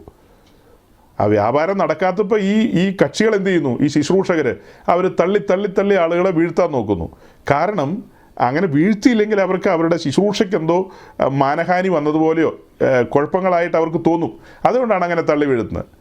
അപ്പോൾ ഇതിനകത്തെല്ലാം ഒരു ആത്മാവിൻ്റെ വ്യാപാരമുണ്ട്. തെറ്റിദ്ധരിക്കേണ്ട, പരിശുദ്ധാത്മാവിൻ്റെ കാര്യമല്ല പറഞ്ഞത്. മറ്റാത്മാക്കളെ ആത്മാവെന്നല്ലാതെ വേറെ വിളിക്കാൻ പറ്റില്ലല്ലോ. അപ്പോൾ അതെല്ലാം ആത്മാക്കളാണ്, പരിശുദ്ധാത്മാവല്ല. ഹോളി സ്പിരിറ്റ് അല്ല, വേറെ സ്പിരിറ്റുകളാണ്. അപ്പോൾ വേറെ ആത്മാവിൽ ആളുകൾ ഇങ്ങനത്തെ കാര്യങ്ങൾ ചെയ്യുന്നു, ആളുകൾ വീഴുന്നു. അല്ലാതെ ചുമ്മാ വീഴുന്നതല്ല. ആ സ്പിരിറ്റിൻ്റെ വ്യാപാരം ശക്തമായിട്ട് അവിടെ വ്യാപരിക്കും. അപ്പോൾ ചോദിക്കും, ഈ ശുശ്രൂഷകർ പൊസസ്ഡ് ആണോ? അവരുടെ ഉള്ളിൽ ദുഷ്ടാത്മാവ് ഇരിക്കുകയാണെന്ന് ചോദിച്ചാൽ ഇരിക്കുന്നവരും കാണും, ഇരിക്കാത്തതും കാണും. കാരണം ഒരുവൻ്റെ അകത്ത് കയറി ഇരിക്കേണ്ട, അല്ലാതെ തന്നെ അവൻ്റെ ദേഹിയെ സമ്പൂർണ്ണമായിട്ടും ഈ ദുഷ്ടാത്മാക്കൾക്ക് നിയന്ത്രിക്കാൻ കഴിയും. വെളിയിൽ നിന്നുകൊണ്ട് ആ ശുശ്രൂഷകനെ സമ്പൂർണ്ണമായിട്ട് നിയന്ത്രിക്കാൻ കഴിയും. അങ്ങനെ നിയന്ത്രിച്ചുകൊണ്ട് അദ്ദേഹത്തിലൂടെ ഈ ശുശ്രൂഷകൾ വെളിപ്പെടുത്താൻ കഴിയും. ഇപ്പം നമ്മൾ വായിക്കുന്നില്ലേ ഭോഷ്കിൻ്റെ ആത്മാവിനെക്കുറിച്ച്? രാജാക്കന്മാരുടെ പുസ്തകത്തിലും ദിനവൃത്താന്ത പുസ്തകത്തിലൊക്കെ വരുമ്പോൾ യഹോശഫാത്ത് ആഹാബിൻ്റെ അടുക്കൽ വരുമ്പോൾ 400 പ്രവാചകന്മാർ ഒരുമിച്ച് പറയുകയാണ്, നിങ്ങൾ യുദ്ധത്തിന് പൊക്കോ, യുദ്ധത്തിൽ നിങ്ങൾക്ക് ശുഭം വരും, വിജയശ്രീ ലാളിതനായിട്ട് മടങ്ങി വരൂ രാജാവേ എന്നൊക്കെ പറഞ്ഞത് നമ്മൾ കേട്ടതാണ്. പക്ഷെ ദൈവത്തിൻ്റെ പ്രവാചകനായ മീഖായാവ് വന്നപ്പോൾ മീഖായാവ് എന്താ പറഞ്ഞത്? അതിന് വിരുദ്ധമായിട്ടാണ് പറഞ്ഞത്. അപ്പോൾ ഇവിടെ എന്താ ഈ 400 പ്രവാചകന്മാരിൽ സംഭവിച്ചത്? ആ 400 പ്രവാചകന്മാരും യഹോവയുടെ പ്രവാചകന്മാരാണ്. അവരുടെ ഉള്ളിൽ ഭോഷ്കിൻ്റെ ആത്മാവിനെ യഹോവയായി ദൈവം തന്നെയാണ് അയച്ചത്, അവരെ കൊണ്ട് വ്യാജം പറയിപ്പിച്ചത്. അവിടെ ഒരു ആത്മവ്യാപാരമുണ്ട്. ആ ആത്മവ്യാപാരം ഉള്ളതുകൊണ്ടാണ് ഇങ്ങനെയൊക്കെ സംഭവിക്കുന്നത്, പരിശുദ്ധാത്മാവിലല്ല. ഈ കാര്യങ്ങൾ ഇങ്ങനെയൊക്കെയാണെന്ന് പറയുമ്പോൾ തന്നെ ആദ്യ നൂറ്റാണ്ട് മുതൽ പരിശുദ്ധാത്മാവിൻ്റെ പ്രവർത്തനങ്ങൾ നമ്മൾ കാണുന്നുണ്ട്. പിന്നീട് നമ്മുടെ മലയാളക്കരയിൽ പെന്തിക്കോസിൻ്റെ ആരംഭ കാലഘട്ടത്തിലും പരിശുദ്ധാത്മാവിൻ്റെ പ്രവർത്തനങ്ങൾ ശക്തമായ രീതിയിൽ വെളിപ്പെട്ടിട്ടുണ്ട്. അതിൻ്റെ ഗംഭീരമായ പ്രകടനങ്ങളൊക്കെ വെളിപ്പെട്ടിട്ടുണ്ട്. പരിശുദ്ധാത്മാവിൻ്റെ പ്രവർത്തനങ്ങൾ വരുമ്പോൾ ആളുകൾ ആ ശക്തി താങ്ങാൻ കഴിയാതെ അവർ അനങ്ങുകയും കുലുങ്ങുകയും ഒക്കെ ചെയ്തിട്ടുണ്ട്. ചില സമയത്ത് ആളുകൾ കിടന്ന് ഉരുണ്ട് പറഞ്ഞിട്ടൊക്കെയുണ്ട്. അതും ഇതുമായിട്ട് നിങ്ങൾ കൂട്ടിയോജിപ്പിക്കരുത്. രണ്ടും തമ്മിലുള്ള വ്യത്യാസം എന്തെന്നറിയാവോ? ആ കാലത്ത് നടന്ന ശുശ്രൂഷകളിൽ ക്രൂശിക്കപ്പെട്ടവനായ ക്രിസ്തുവിനെ പ്രസംഗിച്ചിരുന്നു. ഇവിടെ നിങ്ങളുടെ എല്ലാവരുടെയും ശ്രദ്ധയെ ഞാൻ കഴിഞ്ഞ ദിവസങ്ങളിൽ നമ്മുടെ മെസ്സേജിലേക്ക് കൊണ്ടുവരികയാണ്. കഴിഞ്ഞ ദിവസങ്ങളിലെ മെസ്സേജിലേക്ക്. ആ മെസ്സേജിൽ എന്താ പറഞ്ഞത്? സമാഗമന കൂടാരത്തോടുള്ള ബന്ധത്തിൽ, പിന്നീട് യെരൂശലേം ദൈവാലയത്തോടുള്ള ബന്ധത്തിൽ നമ്മൾ കണ്ട കാര്യമാണ് അതിന് മുൻപിലിരിക്കുന്ന യാഗപീഠം. ആ 2 യാഗപീഠങ്ങളും കാൽവറിയിലെ ക്രൂശിൻ്റെ നിഴലാണ്. ആഹാസിൻ്റെ കാലം വന്നു കഴിഞ്ഞപ്പോൾ ആഹാസ് യെരൂശലേം ദേവാലയത്തിന് മുൻപിലിരിക്കുന്ന യാഗപീഠം എടുത്ത് മാറ്റിയിട്ട് തൽസ്ഥാനത്ത് ദമേശേക്കിലെ അളവിനൊത്തവണ്ണം അവിടുത്തെ ക്ഷേത്രത്തിലെ ബലിപീഠം ഇവിടെ കൊണ്ടുവന്ന് ഇവിടെ ഫിറ്റ് ചെയ്തു. ഇവിടെ സൈന്യങ്ങളുടെ ദൈവമായ യഹോവയുടെ ആലയത്തിന് മുൻപിലുള്ള ആ ബലിപീഠം അഥവാ താമ്ര യാഗപീഠം എടുത്തു മാറ്റിയിട്ട് തൽസ്ഥാനത്ത് വേറൊരു യാഗപീഠം കൊണ്ടുവച്ചു. പിന്നീട് അവിടെ കത്തുന്നതെല്ലാം അന്യാഗ്നിയാണ്. ആ അന്യാഗ്നിയിൽ നിന്ന് അകത്ത് കൊണ്ടുപോയി ധൂപപീഠത്തിൽ ധൂപം അർപ്പിച്ചാൽ അതെല്ലാം അന്യാഗ്നിയാണ്. സിസ്റ്റം ഫെയിലിയറായി എന്ന് പറയും. എൻറ്റയർ സിസ്റ്റം എന്ത് ചെയ്തു? ഫെയിലിയറായി. ഈ ഒറ്റ കാര്യമല്ലേ എടുത്ത് മാറ്റിയുള്ളൂ എന്ന് ചോദിച്ചാൽ ഒറ്റ കാര്യം മാറ്റിയാൽ മതി. സഹോദരങ്ങളിൽ എത്ര പേർക്ക് ഞാൻ പറയുന്നത് മനസ്സിലാകുന്നുണ്ടെന്ന് എനിക്കറിയില്ല. ഗംഭീരമായൊരു കാര്യം ഇപ്പോൾ പറഞ്ഞത്. അതായത് ഈ പറയുന്ന യെരൂശലേം ദേവാലയത്തിൻ്റെ അല്ലെങ്കിൽ നിങ്ങൾ സമാഗമന കൂടാരം എന്ത് വേണേലും മനസ്സിൽ കണ്ടോ, അതിന് മുൻപിലിരിക്കുന്ന ഈ യാഗപീഠം മാത്രം ആഹാസ് എടുത്തു മാറ്റി. ബാക്കിയെല്ലാം അങ്ങനെ തന്നെ റൺ ചെയ്യുവാണല്ലോ. ബാക്കിയെല്ലാം അവിടെ തന്നെയുണ്ട്. വിളക്ക് അവിടെ ഇരിപ്പുണ്ട്, ധൂപപീഠം അവിടെ ഇരിപ്പുണ്ട്, മേശ അവിടെ ഇരിപ്പുണ്ട്, എല്ലാ കാര്യങ്ങളും ആ സിറ്റീസ് അങ്ങനെ തന്നെയുണ്ട്. വേറെ ഒന്നിലൊന്നും മാറ്റം വരുത്തിയില്ല. ഈ യാഗപീഠം മാത്രം എടുത്തു മാറ്റിയുള്ളൂ. വേറൊരു യാഗപീഠം അവിടെ വെച്ചു. അപ്പോൾ ആ യാഗപീഠത്തിൽ നിന്ന് വേണം തീ എടുത്തുകൊണ്ട് പോയി വിളക്ക് കത്തിക്കാൻ. ആ യാഗപീഠത്തിൽ നിന്ന് വേണം തീക്കനൽ എടുത്തുകൊണ്ട് പോയി ധൂപപീഠത്തിൽ നിരത്താൻ. ധൂപപീഠത്തിന് മുകളിൽ തീക്കനൽ നിരത്തി അതിന് മുകളിലേക്ക് നേർമയായി പൊടിച്ചെടുത്ത സുഗന്ധവർഗ്ഗങ്ങൾ അവിടെ അതിന് മുകളിലേക്ക് വിരിക്കുകയാണ്, അല്ലെങ്കിൽ അതിന് മുകളിലേക്ക് വെക്കുകയാണ്. അങ്ങനെ ഈ തീക്കനലിൽ ഇരുന്നുകൊണ്ട് അത് നീറി പുകയാണ്. അങ്ങനെ പുകഞ്ഞവിടെ സുഗന്ധം പരത്തുകയാണ്. അങ്ങനെയാണ് ചെയ്യേണ്ടത്. ഈ സുഗന്ധവർഗ്ഗങ്ങൾ എന്ന് പറയുന്ന 4 കൂട്ടമാണ്, കൂട്ടത്തിൽ പ്ലസ് ഉപ്പും കൂടെ ഉണ്ട്. അങ്ങനെ 5 കൂട്ടം കാര്യം. അത് 5ഉം ക്ലിയറാ, അത് 5ഉം അങ്ങനെ തന്നെയാണ്, അതിനൊന്നും മാറ്റം വരുത്തിയിട്ടില്ല. പക്ഷെ തീ മാത്രം വേറെയാണ്, അഥവാ തീക്കനൽ വേറെയാണ്. അത് ഉയരത്തിൽ നിന്ന് കത്തിയ തീയല്ല, അത് വേറെ തീയാണ്. അപ്പോൾ ആ ധൂപപീഠത്തിൽ നടക്കുന്ന ധൂപം, ധൂപാർപ്പണം, പരിമള ധൂപാർപ്പണം, അതിൻ്റെ വാസന യഹോവയായ ദൈവം അതിൽ പ്രസാദിക്കുമോ? നിങ്ങളൊന്ന് പറഞ്ഞേ. ഞാൻ മൊത്തത്തിലൊരു ചോദ്യം ചോദിക്കുക, ആർക്ക് വേണേലും പറയാം, വേഗം പറഞ്ഞോണം. അതായത് 5 കൂട്ടം കാര്യങ്ങൾ വളരെ കൃത്യമായിട്ട് തന്നെ ധൂപപീഠത്തിൽ നിരത്തുന്നു. തീക്കനൽ മാത്രം വേറെയാണ്, അത്രയേ ഉള്ളൂ. ആഹാസിൻ്റെ കാലം മുൻപിൽ നിർത്തിക്കൊണ്ട് ചോദിക്കുകയാണ്, വേഗം ആരെങ്കിലും ഉത്തരം പറയാവോ? വിശുദ്ധ സ്ഥലത്തിരിക്കുന്ന ധൂപപീഠത്തിൽ, സ്വർണ്ണ ധൂപപീഠം, അവിടെ അർപ്പിക്കുന്ന പരിമള ധൂപം, അത് 2 കാര്യങ്ങളാണ് പുതുനിയമ വിശ്വാസികളായ നമ്മൾ പഠനത്തിനെടുക്കുന്നത്. പഴയ നിയമകാലത്ത് അവർ അർപ്പിച്ച ആ കാര്യം പുതിയ നിയമത്തിലേക്ക് വരുമ്പോൾ നമുക്ക് 2 പ്രധാനപ്പെട്ട കാര്യമാണ്. ഒന്നാമത്തെ കാര്യം എന്ന് പറയുന്നത് അത് ഇൻറ്റർസെസറി പ്രയറിനെ കാണിക്കുന്നു, മധ്യസ്ഥ പ്രാർത്ഥനയെ കാണിക്കുന്നു. രണ്ടാമത്തെ കാര്യം എന്ന് പറയുന്നത് ആത്മാവിലുള്ള ആരാധനയെ കാണിക്കുന്നു. നമ്മൾ അതിലേക്ക് വരും ദിവസങ്ങളിൽ പോകും. അത് ആത്മാവിലുള്ള ആരാധനയുടെ ഇടമാണ്. അത് നമ്മൾ വരും ദിവസങ്ങളിൽ വിശദീകരിക്കും. അപ്പോൾ ആത്മാവിലുള്ള ആരാധന അർപ്പിക്കുമ്പോൾ ഇപ്പം ഇന്നത് പുതിയ നിയമത്തിലേക്ക് കൊണ്ടുപോവാ. നമ്മുടെ കാലഘട്ടത്തിൽ നമ്മൾ ആത്മാവിൽ ആരാധിക്കുന്നുണ്ടല്ലോ. ഇൻസ്ട്രുമെൻസ് ഒക്കെ വെച്ചിട്ട് നമ്മൾ പാട്ടും ആരാധനയൊക്കെ നടത്തുന്നില്ലേ? എല്ലാം നമ്മൾ നടത്തുന്നുണ്ട്. അപ്പം യാഗപീഠത്തിൽ കത്തിയ തീയും യാഗപീഠവും, ഇവിടെ യാഗപീഠത്തിലെ തീയല്ല വിഷയം, യാഗപീഠം തന്നെ എടുത്ത് മാറ്റി ആഹാസ്. നമ്മൾ അങ്ങനെയാണ് സഹോദരങ്ങളെ വായിച്ചത്. യാഗപീഠം തന്നെ എടുത്ത് മാറ്റി, എന്നിട്ട് ദമ്മേശേക്കിലെ യാഗപീഠം അവിടെ വെച്ചു, ജാതികളുടെ യാഗപീഠം അവിടെ വെച്ചു. എന്നിട്ടാണ് തീ കത്തിച്ചുകൊണ്ടിരുന്നത്. അതിനകത്ത് ഹോമയാഗവും സമാധാനയാഗവും എല്ലാ യാഗവും പുള്ളി അർപ്പിച്ചു, എല്ലാ യാഗവും അർപ്പിച്ചു. ആ യാഗത്തിൽ സൈന്യങ്ങളുടെ ദൈവമായ യഹോവ പ്രസാദിക്കില്ലെന്ന് ഞാൻ പറഞ്ഞു വരുന്നത്. കാരണം എന്താ? ഈ യാഗപീഠത്തിൽ നടക്കുന്ന യാഗങ്ങളെല്ലാം തൻ്റെ പുത്രൻ്റെ ബലിമരണത്തിൻ്റെ നിഴലുകളാണത്. ഓർക്കണം, ഈ യാഗപീഠം, അതിൻ്റെ അളവ്, അതിൽ പറയപ്പെടുന്ന യാഗത്തിൻ്റെ രീതികൾ, അതെല്ലാം കാൽവറിയിലെ ബലിമരണത്തിൻ്റെ നിഴലാണ്. അത് വേറെന്തെങ്കിലും ഒരു കാര്യം അവിടെ കൊണ്ടുവച്ചാൽ ഇത് മൊത്തം മാറിപ്പോകും. ദൈവത്തിൻ്റെ പ്ലാനും പദ്ധതികളെല്ലാം തകർന്നു പോകും. അതുകൊണ്ട് വലിയവനായ ദൈവം അത് ഒരിക്കലും അംഗീകരിക്കില്ല. അത്തരം യാഗങ്ങളോ അത്തരം ധൂപങ്ങളോ അത്തരം ഒരു കാര്യത്തിലും ദൈവം പ്രസാദിക്കില്ല. ചുമ്മാ ഇങ്ങനെ ചടങ്ങായിട്ട് ചെയ്തുകൊണ്ടിരിക്കാമെന്ന് മാത്രം മനസ്സിലാക്കുക. ചുമ്മാ വെറും ചടങ്ങ് പോലെ ഇതൊക്കെ ചെയ്തുകൊണ്ടിരിക്കാം, അതല്ലാതെ ദൈവം പ്രസാദിക്കില്ല അതിനകത്ത്. നോക്കണം, ഞാൻ മലയാളക്കരയിലെ ആരംഭ കാലഘട്ടത്തിൽ പരിശുദ്ധാത്മാവിൻ്റെ പ്രവർത്തനത്തെക്കുറിച്ച് പറഞ്ഞപ്പോഴാണ് പെട്ടെന്ന് ഇങ്ങോട്ട് ജമ്പ് ചെയ്തത്. ആ കാലഘട്ടത്തിൽ പരിശുദ്ധാത്മാവിൻ്റെ പ്രവർത്തനം ശക്തമായിരുന്നു, കൃപാവരങ്ങൾ ജ്വലിച്ചിരുന്നു. ഞാൻ വളരെ സങ്കടത്തോടെയാണ് ഇന്ന് സംസാരിക്കുന്നത്, വളരെ സങ്കടത്തോടെയാണ് സംസാരിക്കുന്നത്. ഞാൻ ഉൾപ്പെട്ട് നിൽക്കുന്ന സമൂഹം ഇപ്പോൾ ഈ കാര്യങ്ങളൊക്കെ തെറ്റാണ് കുഴപ്പമാണെന്നൊക്കെ നമ്മൾ പറയുമ്പോൾ തന്നെ ഒരു ചോദ്യം വരികയാണ്, എവിടെ പരിശുദ്ധാത്മാവിൻ്റെ പ്രവർത്തനങ്ങൾ, കൃപാവരങ്ങൾ എവിടെ ജ്വലിക്കുന്നു എന്ന് ചോദിച്ചു കഴിഞ്ഞാൽ മറുപടി പറയണ്ടേ? ഒരു കാലത്ത് നമ്മുടെ ഇടയിൽ അത് ഉണ്ടായിരുന്നു. കഴിഞ്ഞൊരു 10-30 വർഷമായിട്ടാണ് ഇത് ഒരു ഉണങ്ങി വരണ്ട അവസ്ഥയിലേക്ക് പോയത്. ഒരു ഉണങ്ങി വരണ്ട അവസ്ഥയിലേക്ക് പോയിരിക്കുകയാണ്. പ്രസംഗങ്ങളൊക്കെ ഉണ്ട്, അവിടെ ഇവിടെയൊക്കെ ഇരുന്ന ആളുകൾ പ്രസംഗിച്ചുകൊണ്ടിരിപ്പുണ്ട്, അതൊക്കെ സത്യമാണ്.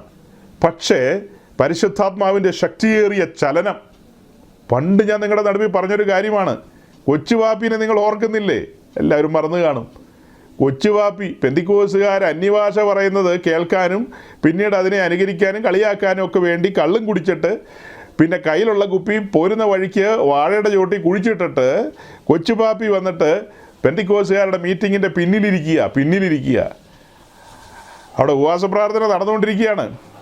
ശക്തമായി ജനം ആത്മാവിൽ ആരാധിച്ചുകൊണ്ടിരിക്കുകയാണ്. അതിനിടയിൽ മുൻനിരയിലിരുന്ന സഹോദരിമാരിൽ ആരോ ഒരാൾ, അവർ പിന്നിലേക്കൊന്നും തിരിഞ്ഞു നോക്കുന്നില്ലല്ലോ, അവിടെ ഇരുന്ന് ആത്മാവിൽ വിളിച്ചു പറയുകയാണ് വലിയ ശബ്ദത്തിൽ, കൊച്ചുപാപ്പി നീ എന്തിനിവിടെ വന്നു? മലയാളക്കരയിലെ പെന്തിക്കോസിൻ്റെ കാര്യമാണ് പറയുന്നത്. കൊച്ചുപാപ്പി നീ എന്തുറ്റു നോക്കാൻ വന്നു എൻ്റെ സന്നിധിയിൽ നിന്നൊക്കെയാണ് ചോദിക്കുന്നത്. കൊച്ചുപാപ്പി കുടിച്ചതൊക്കെ ആവിയായി പോയി കാണും. പിന്നീട് ചരിത്രം വേറെയാകട്ടോ. ആ കൊച്ചുപാപ്പി മാനസാന്തരപ്പെട്ടു, അദ്ദേഹത്തിൻ്റെ കുടുംബം ഒന്നടങ്കം പെന്തക്കോസ്റ്റ് വിശ്വാസത്തിലേക്ക് വന്നു. ഞാൻ തിരുവനന്തപുരത്ത് ഒരു കൂട്ടായ്മയിൽ ഈ കാര്യം പറഞ്ഞു. പെന്തക്കോസ്റ്റിൻ്റെ ആ പഴയകാലത്തെ ആ ശക്തിമത്തായ പ്രവർത്തനങ്ങളും അതിൻ്റെ ചൈതന്യങ്ങളെന്നൊക്കെ പറഞ്ഞ് ഈ കാര്യമൊക്കെ പറഞ്ഞുകൊണ്ടിരിക്കുമ്പോൾ ഇങ്ങനെ ചിലപ്പോഴൊക്കെ ഇതൊക്കെ പറയാറുള്ളൂ. അങ്ങനെ ആ കാര്യം പറഞ്ഞ് ഞാൻ അവസാനിപ്പിച്ചു. മീറ്റിംഗ് കഴിഞ്ഞപ്പോൾ ഒരു സഹോദരൻ എന്നെ പരിചയപ്പെട്ടു. അദ്ദേഹം പറഞ്ഞു, താങ്കൾ പറഞ്ഞ കൊച്ചുപാപ്പിയുടെ മകളുടെ മകനാണ് ഞാൻ. എങ്ങനെ ഇരിക്കും? താങ്കൾ പറഞ്ഞ കൊച്ചുപാപ്പിയുടെ മകളുടെ മകനാണ് ഞാൻ. ഞങ്ങളുടെ പിതാവ് ആ സമയത്ത് പിന്നത്തേതിൽ മാനസാന്തരത്തിലേക്ക് വന്നു. പരിശുദ്ധാത്മാവ് തൊട്ടു അല്ലേ? കൊരിന്ത് ലേഖനം ചുമ്മാ എഴുതി വെച്ചിരിക്കുന്നതാണോ? നിങ്ങളുടെ നടുവിൽ ഒരു പാപിയായി ഒരുവൻ കടന്നു വന്നാൽ അവൻ എല്ലാവരാലും വിവേചിക്കപ്പെടും, അവന് പാപബോധം വരും, ദൈവസന്നിധിയിൽ സറണ്ടർ ചെയ്യപ്പെടും. അങ്ങനെയല്ലേ പറയുന്നത്? അങ്ങനെ ഉണ്ടോ ഇന്ന് നമ്മുടെ നടുവിൽ? ഞാനിത് ആരുടെയെങ്കിലും നേരെ കൈ കൊണ്ടും അല്ല കേട്ടോ, ഞാൻ എന്നെ മുന്നിൽ നിർത്തിക്കൊണ്ടാണ് ഈ സംസാരിക്കുന്നത്, അല്ലാതെ ആരെയെങ്കിലും കുറ്റം വിധിക്കാൻ പറഞ്ഞതല്ല. ഞാൻ എന്നെയും കൂടെ നിർത്തിക്കൊണ്ട് നമ്മൾ ഒരുമിച്ച് ദൈവസന്നിധിയിൽ ചില കാര്യങ്ങൾ തിരിച്ചറിയേണ്ടതുണ്ട്. ചില കാര്യങ്ങൾ അതിലേക്ക് ഞാൻ വേഗം പറഞ്ഞു വരുന്നത്, ചില കാര്യങ്ങൾ തിരിച്ചറിയേണ്ടതുണ്ട്. അപ്പോൾ സഹോദരങ്ങളെ, ഈ ആരംഭ കാലഘട്ടത്തിൽ മലയാളക്കരയിൽ ആളുകൾ വീണിട്ടില്ലേ, ഉരുണ്ടിട്ടില്ലേ, മറിഞ്ഞിട്ടില്ലേ എന്നൊക്കെ ചോദിക്കും. യെസ് അന്ന് പ്രസംഗിച്ചത് എന്താ? നിന്റെ അക്കൗണ്ടിലേക്ക് 1.5 കോടി വരുമെന്നാണോ അന്ന് ശുശ്രൂഷകൻ പ്രസംഗിച്ചത്? ആ പ്രസംഗത്തിൻ്റെ അനന്തരമാണോ ജനം കിടന്ന് വീണതും ഉരുണ്ടതും ഒക്കെ? ഒന്ന് പറയാമോ? അല്ലേ? വിയോജിപ്പുകാരോടെല്ലാം ഞാൻ ചോദിക്കുക, മലയാളക്കരയിൽ അന്ന് പ്രസംഗിച്ചത് 50-കൾ 60-കൾ 70-കൾ ആ സമയങ്ങളിലൊക്കെ പ്രസംഗിച്ചത് ഈ പറയപ്പെട്ട കാര്യങ്ങളാണോ? ആണോ? നിങ്ങളുടെ ഫോൺ നോക്കൂ, SMS വന്നിട്ടുണ്ടോ, അക്കൗണ്ടിൽ പൈസ വന്നോ, നോക്കൂ. പിന്നെ എന്നാ അങ്ങനെ എന്തെല്ലാം ഗോമാളിത്തരങ്ങളാ? ഇതൊക്കെയാണോ അന്ന് പ്രസംഗിച്ചത്? എന്തെല്ലാം കാര്യങ്ങളാണ് ഇന്ന് നമ്മൾ കേൾക്കുന്നത്? അത്തരം വ്യാജങ്ങളും വഞ്ചനകളും പറയുന്ന ആൾക്കാർ നമ്മൾ തന്നെ ക്രൂശിൻ്റെ ശത്രുക്കൾ എന്നുള്ളൊരു വിഷയത്തിൽ ഇവിടെ എത്രയോ കാര്യങ്ങൾ സവിസ്തരം തുറന്നു സഹോദരങ്ങളെ. നമ്മൾ ആ മനുഷ്യരോടൊക്കെയുള്ള ദേഷ്യം കൊണ്ടൊന്നുമല്ല. നമ്മൾ എന്തിനാണ് ആ വിഷയങ്ങളൊക്കെ ആ സമയത്ത് പ്രസംഗിച്ചത്? ക്രൂശ് എന്നുള്ളതാണ് നമ്മുടെ കേന്ദ്ര വിഷയം. അവിടെയാണ് ആരംഭം കുറിക്കേണ്ടത്. തീ എടുക്കേണ്ടത് അവിടെ നിന്നാണ്. ആ ബലിപീഠത്തിൽ നിന്നാണ് തീ എടുക്കേണ്ടത്. ധ്യാനത്തെങ്കിലാണ് തീ കത്തേണ്ടത്. ആ ധ്യാനത്തോടു കൂടിയാണ് ശുശ്രൂഷയ്ക്ക് വരേണ്ടത്. അവൻ ക്രൂശിനെ ധ്യാനിച്ചിട്ട് വരണം. ശുശ്രൂഷകൻ തന്നെ ബലിപീഠത്തിലേക്ക് അല്ലെങ്കിൽ യാഗപീഠത്തിൻ്റെ കൊമ്പുകളിലേക്ക് ചേർത്ത് കെട്ടിയവനായിരിക്കണം. അല്ലാത്ത ഒരുത്തിന് ശുശ്രൂഷയ്ക്ക് വരരുത്. ദൈവസഭയെ ഉപദ്രവിക്കരുത്. കഴിഞ്ഞ ദിവസം ഞാൻ എഴുതിയ കുറിപ്പിനകത്ത് നിങ്ങൾ കണ്ടു കാണില്ലേ? 1 തെസ്സലോനിക്ക ലേഖനം 2:4 നമ്മൾ വായിക്കുന്നത് എന്താ? ഞങ്ങളെ സുവിശേഷം ഭരമേൽപ്പിക്കേണ്ടതിന് ഞങ്ങളെ കൊള്ളാകുന്നവരായി തെളിച്ചെടുത്തതുപോലെ. പൗലോസ് പറയാണ്, ഞങ്ങളെ കൊള്ളാവുന്നവരായി എന്ത് ചെയ്തു? തെളിയിച്ചെടുക്കുകയാണ്. ഞങ്ങളെ പണിയുകയാണ്. ഞങ്ങൾ ഫിലിപ്പിയിൽ വന്ന 1-ാം നാൾ മുതൽ ഉപദ്രവവും കഷ്ടവും അപമാനവും എല്ലാം ഏൽക്കേണ്ടി വന്നു. അതുമാത്രമല്ല, തങ്ങളുടെ ആ സഞ്ചാരങ്ങളിലെല്ലാം തങ്ങൾക്ക് അനുഭവിക്കേണ്ടി വന്ന കാര്യങ്ങളെല്ലാം ചേർത്ത് വെച്ചാ പറയുന്നത്, ഞങ്ങളെ സുവിശേഷം ഭരമേൽപ്പിക്കേണ്ടതിന് ഞങ്ങളെ കൊള്ളാകുന്നവരാക്കി എന്നുള്ള കാര്യം. അപ്പം ആ കാലഘട്ടത്തിൽ ദൈവം പണതൊരുക്കിയ ശുശ്രൂഷകരാണ് സുവിശേഷം പ്രസംഗിക്കുന്നത്. അതിന് പത്രോസിൻ്റെ ലേഖനത്തിൽ പറയുന്ന പോലെ സ്വർഗത്തിൽ നിന്ന് അയച്ച പരിശുദ്ധാത്മാവിനാൽ നിങ്ങളോട് സുവിശേഷം അറിയിക്കുന്നവരെന്നാണ് നമ്മൾ കാണുന്നത്. സ്വർഗത്തിൽ നിന്ന് അയച്ച പരിശുദ്ധാത്മാവിനാൽ. അപ്പോൾ ഇവിടെ പരിശുദ്ധാത്മാവുമായി ബന്ധപ്പെടുത്തിയാണല്ലോ ഈ കാര്യങ്ങളൊക്കെ നടക്കുന്നത്. ഇതെല്ലാം പരിശുദ്ധാത്മാവാണെന്നാണല്ലോ പറയുന്നത്. ഈ മറിഞ്ഞു വീഴുന്നതും പിന്നെ ഈ ഛർദ്ദിക്കുന്നതെല്ലാം പരിശുദ്ധാത്മാവ് ജയിക്കുന്നതെന്നാണ് പറയുന്നത്. സഹോദരങ്ങളെ, നമ്മൾ കാണുന്നത് യോഹന്നാൻ 16-ാം അധ്യായത്തിൻ്റെ 14-ാം വാക്യത്തിൽ കാണുന്നത്, അതൊന്ന് വായിച്ചേ. യോഹന്നാൻ 16-ന്റെ 14-ാമത്തെ വാക്യം. അവൻ എനിക്കുള്ളത് നിങ്ങൾക്ക് അറിയിച്ചു തരുന്നത് എന്നെ മഹത്വപ്പെടുത്തും. കണ്ടില്ലേ? സത്യത്തിൻ്റെ ആത്മാവ് വരുമ്പോൾ, അഥവാ കാരിസ്ഥൻ വരുമ്പോൾ, അവൻ എനിക്കുള്ളതിൽ നിന്ന് എടുത്ത് നിങ്ങൾക്ക് അറിയിച്ചു തരുന്നത് കൊണ്ട് അവൻ എന്നെ മഹത്വപ്പെടുത്തും. വലിയൊരു കാര്യം മനസ്സിലാക്കേണ്ടത്, പരിശുദ്ധാത്മാവിൻ്റെ പ്രവർത്തനം വെളിപ്പെടുമ്പോൾ പരിശുദ്ധാത്മാവ് എപ്പോഴും പുത്രന് മഹത്വം ലഭിക്കുമാറാണ് പ്രവർത്തിക്കുന്നത്. അതിന് ചില പഴയ നിയമ ഭാഗങ്ങളൊക്കെ വെച്ചിട്ട് നമുക്ക് ഗംഭീരമായി തെളിയിക്കാൻ കഴിയും. അപ്പോൾ ഈ വാക്യത്തിൽ പറയുന്നത് പ്രകാരം പരിശുദ്ധാത്മാവ് വരുമ്പോൾ വചനം വെളിപ്പെടുത്തി തരും. അതിലൂടെ പുത്രന് മഹത്വം കൊടുക്കുകയാണ്. പുത്രനെയാണ് വെളിപ്പെടുത്തുന്നത്. പുത്രനെ വെളിപ്പെടുത്തി തരികയാണ്. നമ്മളെ വെളിപ്പാടുകളുടെ ലോകത്തിലൂടെ നടത്തുകയാണ്. പരിശുദ്ധാത്മാവ് നമ്മെ സംബന്ധിച്ച് സകല സത്യത്തിലും വഴി നടത്തുന്ന ആത്മാവാണ്. വെളിപ്പാടുകളുടെ ലോകത്തേക്ക്, വചന സത്യങ്ങളിലേക്ക് നമ്മെ നയിക്കുകയാണ്. അല്ലേ? ഞാൻ പറഞ്ഞല്ലോ, എൻ്റെ ജീവിതത്തിൽ ഞാനിങ്ങനെ വീണിട്ടുണ്ട്, പിന്നീട് അങ്ങനെയുള്ള കാര്യങ്ങളൊക്കെ ചെയ്തിട്ടുണ്ട്, അല്ലെങ്കിൽ അങ്ങനെയുള്ളവരുടെ കൂട്ടത്തിലുള്ള ഒരു സഞ്ചാരകാലം ഉണ്ടായിരുന്നു. ഇതൊക്കെ കഴിഞ്ഞിട്ട് ദൈവത്തിൻ്റെ ആത്മാവ് എൻ്റെ ജീവിതത്തിൽ ഇടപെട്ടുകൊണ്ടിരുന്നൊരു സമയം. ഞാൻ ആത്മാവിൽ തിരിച്ചറിഞ്ഞു ഇതെല്ലാം വഞ്ചനകളാണ്, ഇതൊന്നും പരിശുദ്ധാത്മാവിലല്ല. ഞാൻ ഒബ്സർവ് ചെയ്തുകൊണ്ടിരുന്നു സഹോദരങ്ങളെ, ആളുകളെ, പാസ്റ്റർമാരെ, വിശ്വാസികളെ ഒക്കെ ഒബ്സർവ് ചെയ്തുകൊണ്ടിരുന്നു. ഒറ്റയൊരുത്തൻ സത്യവചനം പ്രസംഗിക്കുന്നില്ല, മറിഞ്ഞു വീണു, എഴുന്നേറ്റ് വരുന്നു. ഇവിടെ എല്ലാം പ്രസംഗങ്ങളിൽ ഈ ആയുസിൽ മാത്രം പ്രത്യാശയുള്ള കാര്യങ്ങളാണ്. ഇതെന്തുകൊണ്ടാണ് ഇങ്ങനെ? ഇത് മാച്ച് ചെയ്യുന്നില്ലല്ലോ എന്നൊക്കെയുള്ള എൻ്റെ ആ സംശയങ്ങളുടെ കാലത്താണ് ദൈവം ശക്തമായി ദൈവവചനം ശുശ്രൂഷിക്കുന്ന ദൈവദാസന്മാരോട് ചേർത്ത് നിർത്തി. വെളിപ്പാടിൽ ജീവിക്കുന്ന, ആത്മാവിൽ ശുശ്രൂഷിക്കുന്ന ദൈവദാസന്മാരോട് കൂടെ ചേർന്ന് സഞ്ചരിക്കാനായിട്ട് ആരംഭിച്ച സമയത്ത് ഞാൻ ആത്മാവിൽ വീണ്ടും നിറയാൻ ആരംഭിച്ചു. ആത്മസ്നാനങ്ങൾ, ആത്മാവിൽ ശക്തിയേറിയ അനുഭവങ്ങൾ, ആത്മാവിൻ്റെ നിറവുകൾ. അതായത് ഈ യോഹന്നാൻ മരിച്ചവനെ പോലെ ആയി എന്ന് പറഞ്ഞതുപോലത്തെ അനുഭവങ്ങൾ ഒരു 3 പ്രാവശ്യമെങ്കിലും എൻ്റെ ജീവിതത്തിൽ ഉണ്ടായിട്ടുണ്ട്. ഞാൻ ഭയന്നു പോയിട്ടുണ്ട്. അവിടെ വായിച്ചെന്താ? ഭയപ്പെടേണ്ടെന്നാണ് വായിച്ചത്. അതിൻ്റെ കാരണം എന്താ? ഒരു മനുഷ്യൻ എന്നുള്ള നിലയിൽ തനിക്ക് താങ്ങാൻ കഴിയുന്നില്ല, തനിക്ക് ചിന്തിക്കാൻ കഴിയുന്നില്ല, ഒരു സൂപ്പർ നാച്ചുറൽ ആയിട്ടുള്ളൊരു അവസ്ഥയിലേക്ക് യോഹന്നാൻ കടക്കുക. അതുകൊണ്ടാണ് പറഞ്ഞത് ഭയപ്പെടേണ്ടെന്ന് പറഞ്ഞത്. പക്ഷെ ഞാൻ ഭയപ്പെടേണ്ടെന്നുള്ള സ്വരമൊന്നും കേട്ടില്ല. ഞാൻ ഭയന്ന് പോയിരുന്നു എന്നുള്ളതൊരു വാസ്തവമാണ്. കാരണം എൻ്റെ ഈ മൺകൂടാരം പൊട്ടിത്തെറിച്ച് തകർന്നു പോകുമെന്ന് ഞാൻ പേടിച്ചുപോയി. അയ്യോ നിർത്ത് എന്ന് പറയുന്ന രീതിയിൽ പരിശുദ്ധാത്മാവിൻ്റെ ആ ഒരു വ്യാപാരം ഭയങ്കരമായ നിലയിൽ, എനിക്ക് താങ്ങാൻ കഴിയാത്ത നിലയിൽ അങ്ങനെ ഒരു 2-3 പ്രാവശ്യം ശക്തമായിട്ട് ഞാൻ അനുഭവിച്ചിട്ടുണ്ട്. അത് കഴിഞ്ഞ് പലപ്പോഴും ആ ഒരു ലെവലല്ലെങ്കിലും ആത്മസാന്നിധ്യം അനുഭവിക്കുന്ന അനുഭവങ്ങൾ ഉണ്ടായിട്ടുണ്ട്.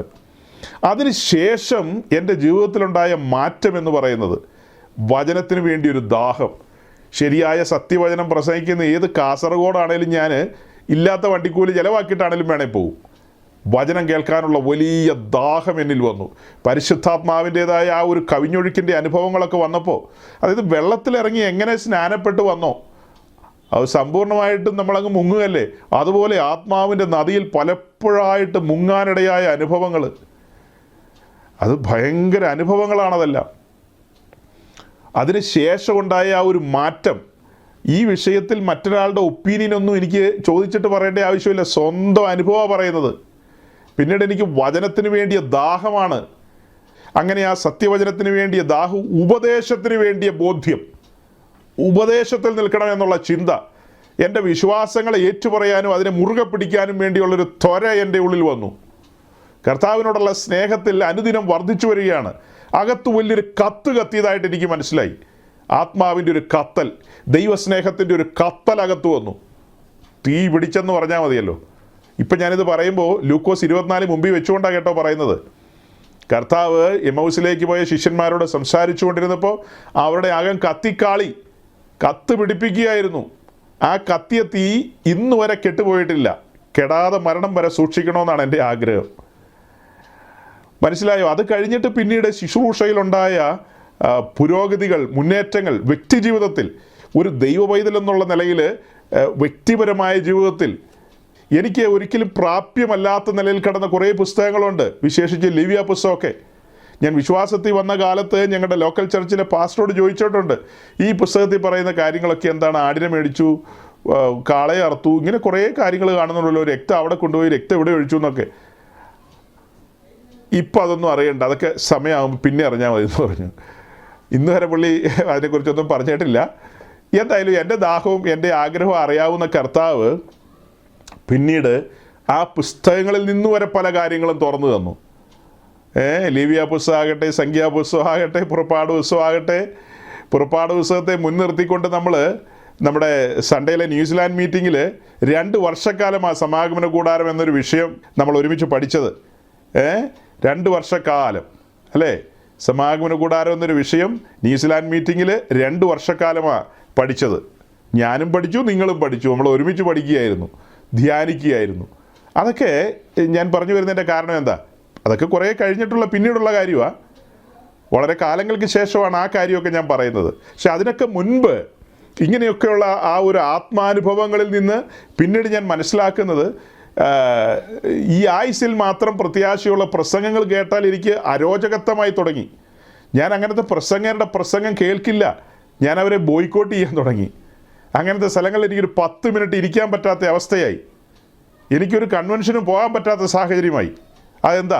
പരിശുദ്ധാത്മാവ് എന്നിൽ ശക്തമായി പ്രവർത്തിച്ചു തുടങ്ങിയതിന് ശേഷം എനിക്ക് ഈ പറയുന്ന കൺവെൻഷനുകളിൽ പോകാൻ പറ്റാതെയായി. അതെന്നാ ആത്മാവാ? അതങ്ങനെയാ. ഇവിടെ ക്രൂശ് വെളിപ്പെടുക. നമുക്ക് നമ്മുടെ പ്രാർത്ഥനാമുറിയിൽ, നമ്മുടെ സ്വകാര്യ നിമിഷങ്ങളിൽ കർത്താവിൻ്റെ ബലിമരണത്തിൻ്റെ ശ്രേഷ്ഠതയും അതിൻ്റെ ആഴങ്ങളും, പിന്നെ ദൈവരാജ്യ സംബന്ധിയായ കാര്യങ്ങൾ മുൻപേ അവൻ്റെ രാജ്യവും നീതി അന്വേഷിക്കുമ്പോൾ വെളിപ്പെട്ട് വരികയാണ്. അതെല്ലാം അങ്ങനെ വെളിപ്പെട്ട് വന്നു കഴിഞ്ഞിട്ട് നമ്മൾ പോയിരുന്ന് അവിടെ എന്താ കേൾക്കുന്നത്? അവരെന്താ പറയുന്നത്? നിൻ്റെ അവസ്ഥ മാറ്റും. എനിക്കെന്താ അവസ്ഥ? എൻ്റെ അവസ്ഥ മാറ്റി. എൻ്റെ ഉണങ്ങി വരേണ്ട അവസ്ഥയിൽ നിന്ന് ഒരു നനവുള്ള തോട്ടം പോലെ ഒരു അനുഭവത്തിലേക്ക്, പരിശുദ്ധാത്മാവിൻ്റെ നനവിലേക്ക് വരികയായിരുന്നു. പരിശുദ്ധാത്മാവിൻ്റെ നനവിലേക്ക് വന്നു കഴിഞ്ഞപ്പോൾ എനിക്ക് മനസ്സിലായ കാര്യം, ഈ കാണുന്ന ഈ ഭൂമിയും ഈ ആകാശം ഒഴിഞ്ഞു പോകും. അതാണ് പരിശുദ്ധാത്മാവ് എന്നെ പഠിപ്പിച്ചത്. ഈ കാണുന്ന ഈ ഭൂമിയും ആകാശവും ഒഴിഞ്ഞു പോകും. ഇതൊന്നും നിലനിൽക്കില്ല. തൻ്റെ വചനം മാത്രമേ നിലനിൽക്കുകയുള്ളൂ. പുതിയൊരു ഭൂമിയും പുതിയൊരു ആകാശവും വരുന്നു. അതിലേക്ക് പുതിയ യെരൂശലേം എന്ന് പറയുന്നൊരു നഗരം വെളിപ്പെടാൻ പോകുന്നു. ഇതൊക്കെ ഞാൻ പിന്നീട് മനസ്സിലാക്കിയ കാര്യമാണ് സഹോദരങ്ങളെ. വിശ്വാസത്തിൽ വന്ന കാലത്ത് പുതിയ യെരൂശലേമിനെ കുറിച്ച് ഒരൊറ്റ പ്രസംഗം ഞാൻ കേട്ടിട്ടില്ല. അങ്ങനെ പ്രസംഗിക്കുന്ന പാസ്റ്റർമാരെയും കണ്ടിട്ടില്ല. ശുശ്രൂഷയ്ക്ക് ഇറങ്ങിയ സമയത്ത് ഞാൻ കേട്ടിട്ടില്ല. അതൊക്കെ കഴിഞ്ഞ് ഈ പരിവർത്തനങ്ങളുടെ ഒരു സമയം ആ സമയത്താണ് വചനത്തിൻ്റെ ആഴങ്ങളും കാര്യങ്ങളൊക്കെ വെളിപ്പെട്ട് കിട്ടിയത്. ഇതൊക്കെ എന്തിനാ പറഞ്ഞെന്ന് മനസ്സിലായോ? ഞാൻ വീണിട്ടുണ്ട്, ഒരു പ്രയോജനം ഉണ്ടായിട്ടില്ലെന്നാണ് പറഞ്ഞത്. പുതപ്പെട്ട ആളുകൾ മൂടിയെന്ന് ചോദിച്ചാൽ എനിക്ക് ഓർമ്മയില്ല. സാധാരണ പുതപ്പെട്ട് മൂടുന്ന കൂട്ടത്തിലൊന്നും ഞാൻ പോയിട്ടില്ല. അവരുടെ പുതപ്പെട്ട് മൂടിയൊന്നും ഓർക്കുന്നില്ല. ഇഷ്ടം പോലെ വീണിട്ടുണ്ട്, യാതൊരു ഗുണം ഉണ്ടായിട്ടില്ല. അതേസമയം പരിശുദ്ധാത്മാവിൻ്റെ പ്രവർത്തനം ശക്തമായി ജീവിതത്തിൽ ആരംഭിച്ച സമയം ഇങ്ങനെയുള്ള കാര്യങ്ങളിൽ നിന്ന് വേർപെട്ടിരിക്കാനാണ് എനിക്ക് ആത്മാവ് ബോധ്യം തന്നത്. എൻ്റെ അനുഭവമായി പറയുന്നത്. ഇങ്ങനെയുള്ള സകല സ്ഥലങ്ങളിൽ നിന്ന് വേർപെട്ടിരിക്കുക, വിശുദ്ധന്മാരോടുള്ള സംസർഗം, ദൈവവചന സത്യങ്ങൾക്ക് വേണ്ടി നിലകൊള്ളുന്നവരോട് കൂടെയുള്ള വാസം, അതിനൊക്കെ ശേഷം, അതായത് കാലങ്ങൾക്ക് ശേഷം, പിന്നെ ഒത്തിരി വർഷങ്ങൾക്ക് ശേഷമാണ് നമ്മളൊക്കെ ഇങ്ങനെ ഇതിനകത്ത് ഒരുമിച്ച് കൂടിയത്. ഈ ഒരുമിച്ച് കൂടിയ സമയത്ത് ഞാൻ പറഞ്ഞ ചില പദപ്രയോഗങ്ങൾ നിങ്ങളുടെ മുമ്പിൽ ഒന്നുകൂടെ ആവർത്തിക്കാം. പലപ്പോഴും ഞാൻ നിങ്ങളോട് പറഞ്ഞിട്ടുണ്ട്, ഞാൻ നിങ്ങളുടെ ശുശ്രൂഷകനാണ്, ഞാൻ നിങ്ങളുടെ സേവകനാണ്. നിങ്ങളല്ല എൻ്റെ സേവകർ, ഞാൻ നിങ്ങളെയാണ് സേവിക്കുന്നത്. നിങ്ങൾ എൻ്റെ പാദമല്ല കഴുകേണ്ടത്, ഞാൻ നിങ്ങളുടെ പാദമാണ് കഴുകേണ്ടത്. ഒരിക്കലും നിങ്ങളെക്കൊണ്ട് എൻ്റെ പാദം കഴുകാൻ ഞാൻ സമ്മതിക്കില്ല. നിങ്ങളുടെ പാദമേ കഴിയിക്കുകയുള്ളൂ. അതൊക്കെ എങ്ങനെയാണ് എന്നിൽ ആ ചിന്തയിലേക്ക് വന്നത്? പരിശുദ്ധാത്മാവിൻ്റെ വലിയ പ്രവർത്തനങ്ങളാണ്. പരിശുദ്ധാത്മാവിൻ്റെ പ്രവർത്തനങ്ങൾ. പാപത്തോട് വെറുപ്പ് തോന്നാൻ തുടങ്ങി. നശിച്ചു പോകുന്ന ആത്മാക്കളെക്കുറിച്ചുള്ള ഭാരം തോന്നി. പരിശുദ്ധാത്മാവിൻ്റെ ശക്തിയേറിയ പ്രവർത്തനം വന്നതിന് ശേഷം എൻ്റെ അക്കൗണ്ട് നമ്പർ എത്ര പേർക്കറിയാം? നിങ്ങൾ എത്ര പേർക്കറിയാം? ഇവിടെ ആരും ഇരിപ്പില്ല, ഒരൊറ്റ കുഞ്ഞു പോലും ഇരിപ്പില്ല എൻ്റെ അക്കൗണ്ട് നമ്പർ അറിയാവുന്നത്. പരിശുദ്ധാത്മാവിൻ്റെ ശക്തമേറിയ പ്രവർത്തനം എന്നിൽ വ്യാപരിച്ചതിന് ശേഷം ഒരു ശുശ്രൂഷകൻ എന്ന നിലയിൽ, അപ്പോൾ താങ്കളുടെ അക്കൗണ്ട് നമ്പർ ആർക്കും അറിയില്ലെന്ന് വെച്ചാൽ അറിയാവുന്നവരുണ്ട്. 4-3-7 ആൾ അല്ലല്ലോ, അത് 1-2-3 പേർക്ക് അറിയാമായിരിക്കും, അത്രയൊക്കെ ഉള്ളൂ.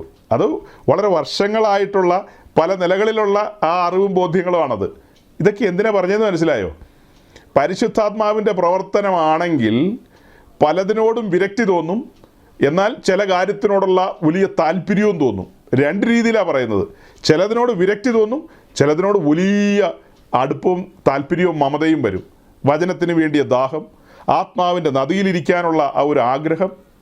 പിന്നെ ഞാൻ ഈ പണ്ട് കാലത്തെ പൂർവന്മാരിൽ നിന്നൊക്കെ കേട്ട് പഠിച്ചയാളാണ് പല കാര്യങ്ങളും. അങ്ങനെ കേട്ട് പഠിച്ചതാണ് അല്ലേ. പല ആളുകളും മൺമറഞ്ഞു പോയി. അവരൊക്കെ ജീവിച്ചിരുന്ന കാലത്ത്, അതായത് ഒരു 10-25 വർഷം പുറകിൽ മുതൽ ഞാൻ ഇങ്ങനെ ചോദിച്ച് പറഞ്ഞ് മനസ്സിലാക്കുമായിരുന്നു. അങ്ങനെ അവരിൽ നിന്നൊക്കെ മനസ്സിലാക്കിയതിൽ നിന്നാണ് ഈ 50-കൾ 60-കൾ 70-കൾ പിന്നെ അതിന് പുറകിലേക്കുള്ള കാലഘട്ടത്തിലൊക്കെ മലയാളക്കരയിലെ പെന്തിക്കോസ്തിൻ്റെ ചലനങ്ങൾ മനസ്സിലാക്കിയത്. ഞാൻ അമേരിക്കയിലെ റഷ്യയിലെയോ ഇംഗ്ലണ്ടിലെയോ ഒന്നും കാര്യങ്ങളല്ല അവരിൽ നിന്ന് മനസ്സിലാക്കിയത്. നമ്മുടെ കൊച്ചു കേരളത്തിൽ ഈ സത്യവിശ്വാസം വെളിപ്പെട്ട് വന്ന കാലത്ത്, വചനത്തിന് വേണ്ടി ജനം ഇറങ്ങി വന്ന കാലത്ത് അവരാത്മാവിൽ മുന്നേറിയ കാര്യങ്ങളാണ് കണ്ടത്. പരിശുദ്ധാത്മാവിൻ്റെ പ്രവർത്തനം വന്നപ്പോൾ അന്നത്തെ കൂടിവരവുകളിലൊക്കെ ശക്തമായി പരിശുദ്ധാത്മാവിൻ്റെ വ്യാപാരം ഉണ്ടായിരുന്നു. അത് കഴിഞ്ഞ് സഹോദരങ്ങളെ കഴിഞ്ഞൊരു 10-30 വർഷത്തിലേക്ക് നമ്മൾ നോക്കുമ്പോൾ ആളുകൾ അവിടെ ഇവിടെയൊക്കെ ഇരുന്ന് അന്യഭാഷയൊക്കെ പറയുന്നുണ്ട്. ഞാനും പറയുന്നുണ്ട്, നിങ്ങളും പറയുന്നുണ്ട്. അതൊക്കെ ഓക്കെ, അതെല്ലാം ഓക്കെ. അതിലപ്പുറമായി നമ്മൾ വചനത്തിൽ കാണുന്നത് പോലെയുള്ള കാര്യങ്ങൾ, നമ്മുടെ ദേശത്ത് സംഭവിച്ച പോലെയുള്ള കാര്യങ്ങൾ, കൃപാവരങ്ങൾ ജ്വലിക്കുന്നില്ല. അങ്ങനെ പല കാര്യങ്ങളും ഇന്ന് കാണാൻ കഴിയുന്നില്ല. അതുകൊണ്ട് ഈ ഒരു തലത്തിലേക്ക് സഭ ആത്മാവിൽ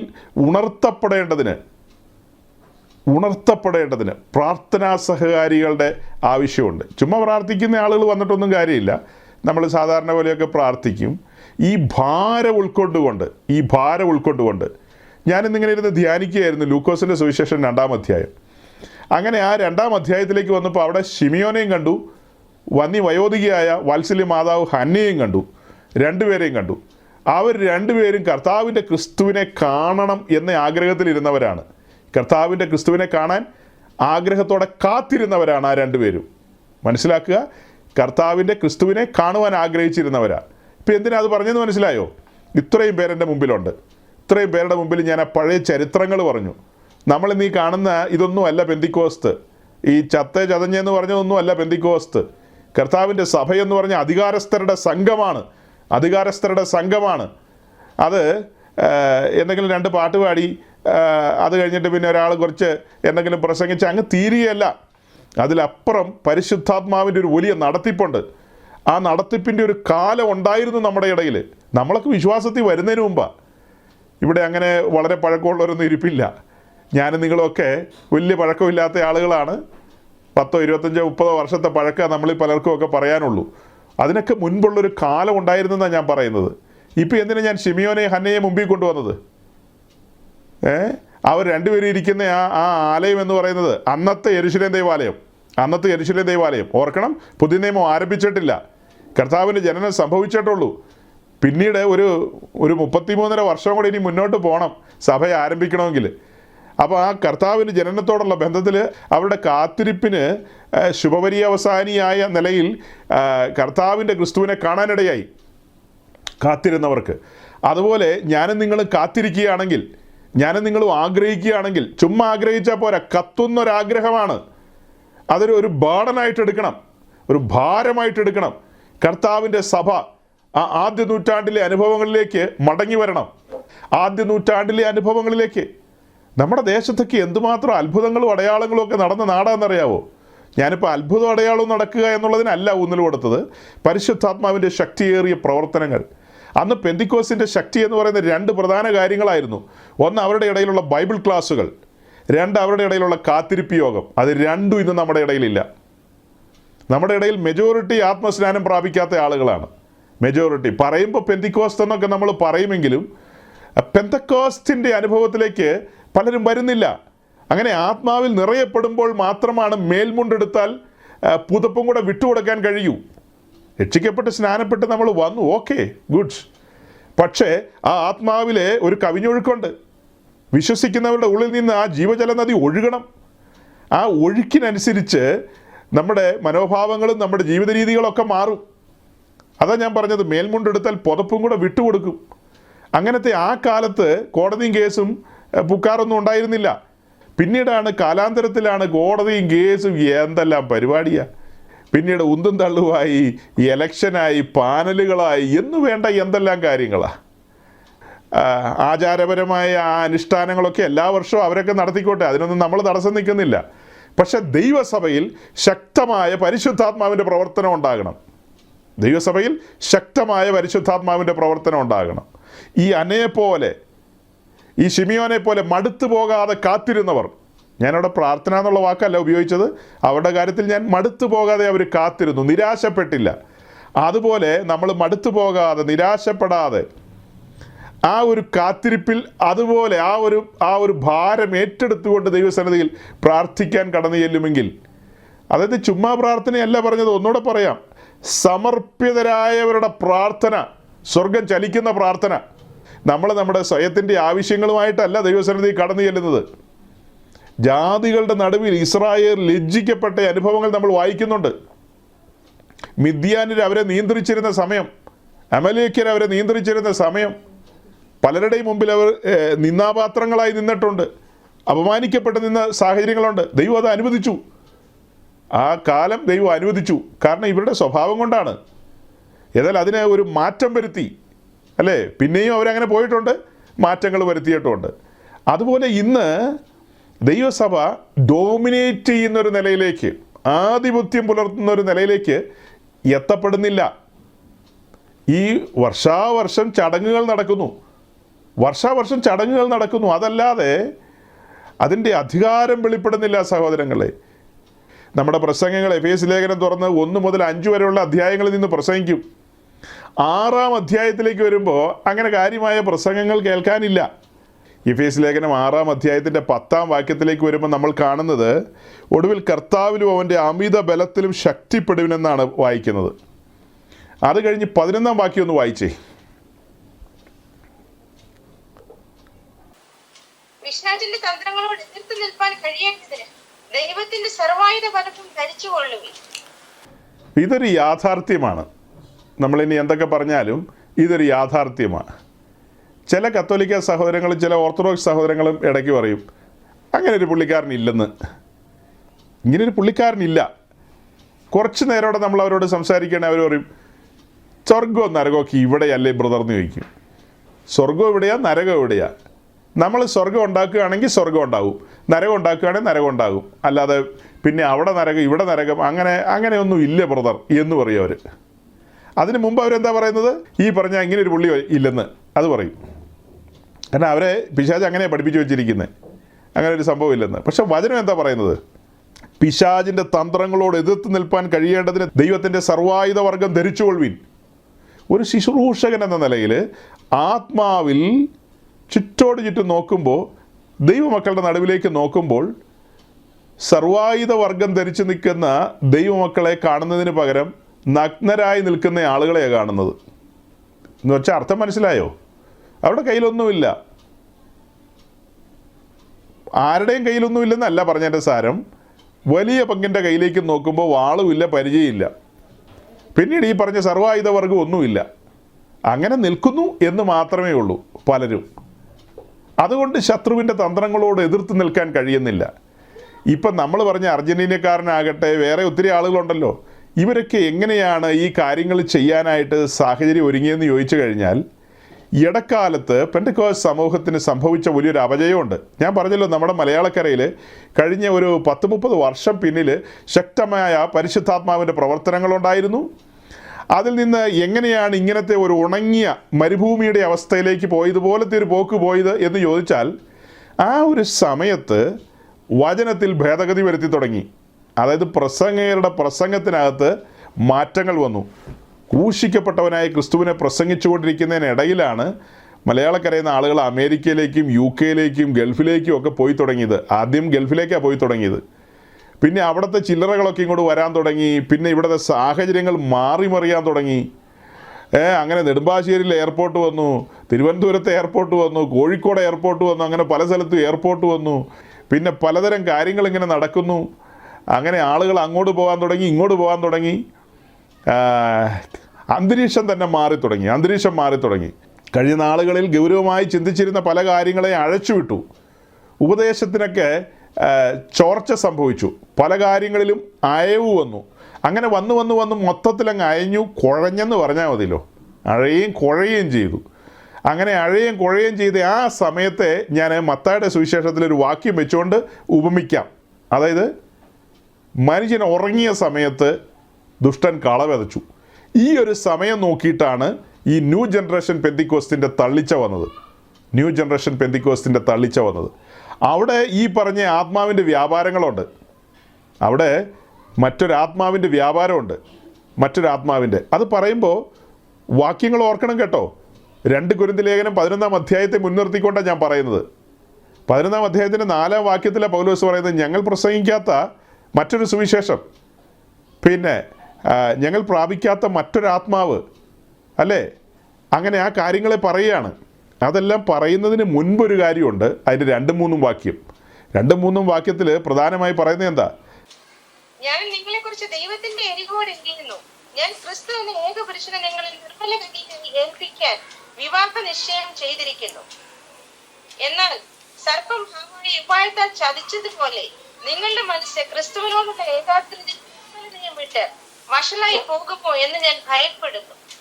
2 കൊരിന്ത്യർ ലേഖനം 11-ാം അധ്യായത്തിൻ്റെ ആദ്യത്തെ വാക്യങ്ങൾ വായിക്കുമ്പോൾ നമ്മൾ കാണുന്നത്, ഞാൻ നിങ്ങളെക്കുറിച്ച് ദൈവത്തിൻ്റെ എരിവോടെ എരിയുന്നു.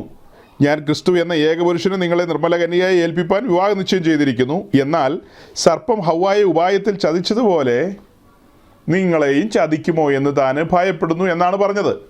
ഇത് പറഞ്ഞു കഴിഞ്ഞിട്ടാണ് ഈ 4-ാം വാക്യത്തിൽ മറ്റൊരു യേശുവിനെ പ്രസംഗിക്കുകയോ മറ്റൊരു സുവിശേഷം പ്രസംഗിക്കുകയോ മറ്റൊരു ആത്മാവിനെ കൈക്കൊള്ളുകയോ ഒക്കെ ചെയ്യുന്ന കാര്യം പറയുന്നത്, അല്ലേ? 4-ാം വാക്യത്തിൽ അങ്ങനെയാണ് പറയുന്നത്. അപ്പോൾ യഥാർത്ഥ ശുശ്രൂഷകനും യഥാർത്ഥ ശുശ്രൂഷ എന്താണ്? ക്രിസ്തു എന്ന ഏകപുരുഷനുമായിട്ട് സഭയെ ചേർത്ത് നിർത്തുന്നതാണ് യഥാർത്ഥ ശുശ്രൂഷ. അതല്ലാത്തതൊക്കെ വേറൊരു ആത്മാവും വേറൊരു സുവിശേഷവുമാണ്. ഇവിടെ വ്യക്തമായിട്ട് ഈ 2 കാര്യങ്ങൾ വെച്ചിട്ട് നമ്മൾ മനസ്സിലാക്കണം.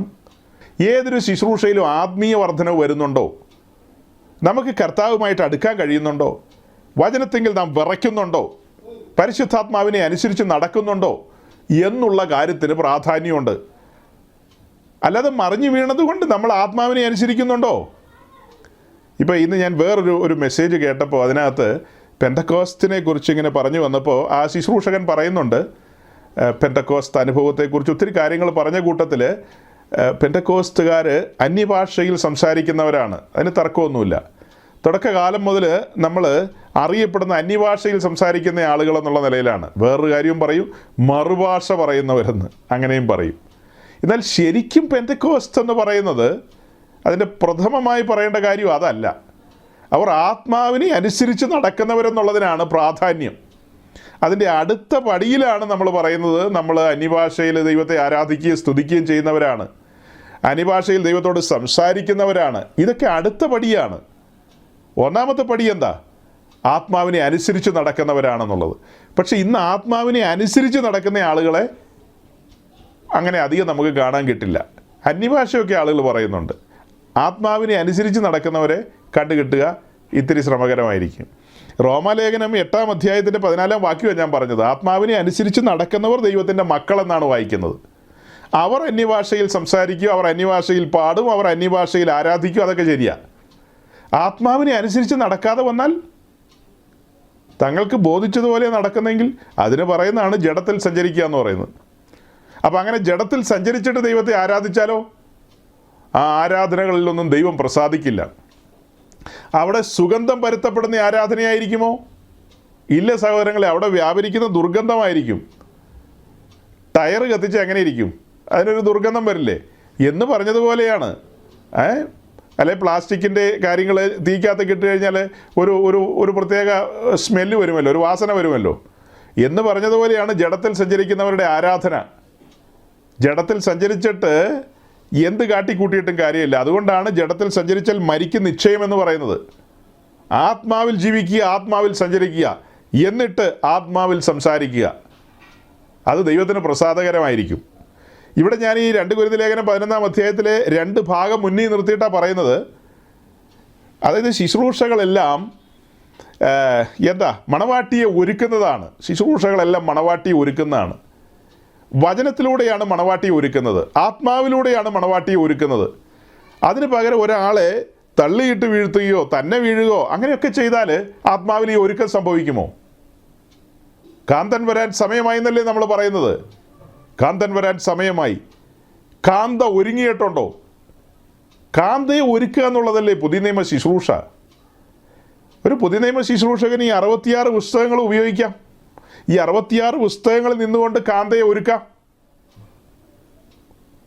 അല്ല, ആ ഒരുക്കം അങ്ങനെ പൂർത്തിയാകാത്ത അവസ്ഥയിലായി പോയെങ്കിൽ, രക്ഷിക്കപ്പെട്ട് സ്നാനപ്പെട്ട് കൃപയിൽ നിൽക്കുകയാണ്, ഒരുക്കമൊന്നും പൂർത്തിയായിട്ടില്ല, ജയാളികളായിട്ടില്ലെങ്കിൽ അത്തരക്കാർക്ക് മനസ്സിലാക്കാൻ വേണ്ടി ഞാനൊരു വാക്യം വായിക്കാം. അതായത് 1 യോഹന്നാൻ്റെ ലേഖനം 2-ാം അധ്യായത്തിൻ്റെ 28-ാം വാക്യമാണ്. 1 യോഹന്നാൻ 2:28 പൊതുവെ പെന്തക്കോസ്ത് ലോകത്ത് ആ വാക്യം വായിച്ചിട്ട് പറയുന്നത് നിത്യനരകത്തിലേക്ക് പോകുന്ന ആളുകളോടുള്ള ബന്ധത്തിലാണ് ആ വാക്യം ആളുകൾ പറയാറ്. പക്ഷെ ഞാൻ ആ വാക്യത്തെ അങ്ങനെയല്ല എടുക്കുന്നത്. നിത്യനരകത്തിലേക്ക് പോകുന്ന ഇനിയും കുഞ്ഞുങ്ങളെ, അവൻ പ്രത്യക്ഷനാകുമ്പോൾ നാം അവൻ്റെ സന്നിധിയിൽ ലജ്ജിച്ചു പോകാതെ അവൻ്റെ പ്രത്യക്ഷതയിൽ നമുക്ക് ധൈര്യമുണ്ടാകേണ്ടതിന് അവനിൽ വസിപ്പിൻ. അതായത് ഇനിയും കുഞ്ഞുങ്ങളെ, അവൻ പ്രത്യക്ഷനാകുമ്പോൾ നാം അവൻ്റെ സന്നിധിയിൽ ലജ്ജിച്ചു പോകാതെ. ഇത് നിങ്ങളൊരു പക്ഷെ കേട്ടിരിക്കുന്നതും മേലാൽ കേൾക്കാൻ പോകുന്നതും ഒക്കെ ഈ ലജ്ജിച്ചു പോകുക എന്ന് പറയുമ്പോൾ നരകത്തിൽ കിടന്ന് ലജ്ജിച്ചു പോകുന്ന കാര്യമായിട്ടാണ് പൊതുവെ 99.99% പ്രസംഗരും പ്രസംഗിക്കുന്നത്. പക്ഷെ ഞാൻ അങ്ങനെയല്ല ഈ വിഷയം പ്രസംഗിക്കുന്നത്. ഇത് നരകത്തിൽ പോകുന്നവരുടെ കാര്യമല്ല, ഇത് പുതിയ ഭൂമി വരുന്ന ആളുകളുടെ കാര്യമാണ്.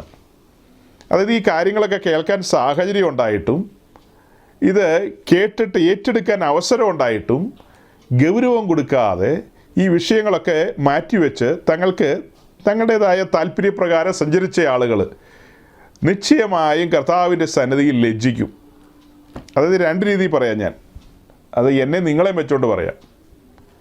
ഈ പറയപ്പെട്ട കാര്യങ്ങളൊക്കെ പറഞ്ഞിട്ട് ജയാളികളുടെ സംഘത്തോടുകൂടെ സിംഹാസനത്തിലേക്ക് നടന്നു കയറാൻ എൻ്റെ ജീവിതത്തിൽ അവസരം കിട്ടിയില്ലെങ്കിൽ, നിങ്ങളൊക്കെ അങ്ങനെ ജയാളികളായിട്ട് സിംഹാസനത്തിലിരിക്കുമ്പോൾ വെളിയിൽ നിൽക്കുന്ന ഞാൻ ലജ്ജിച്ചു പോകും.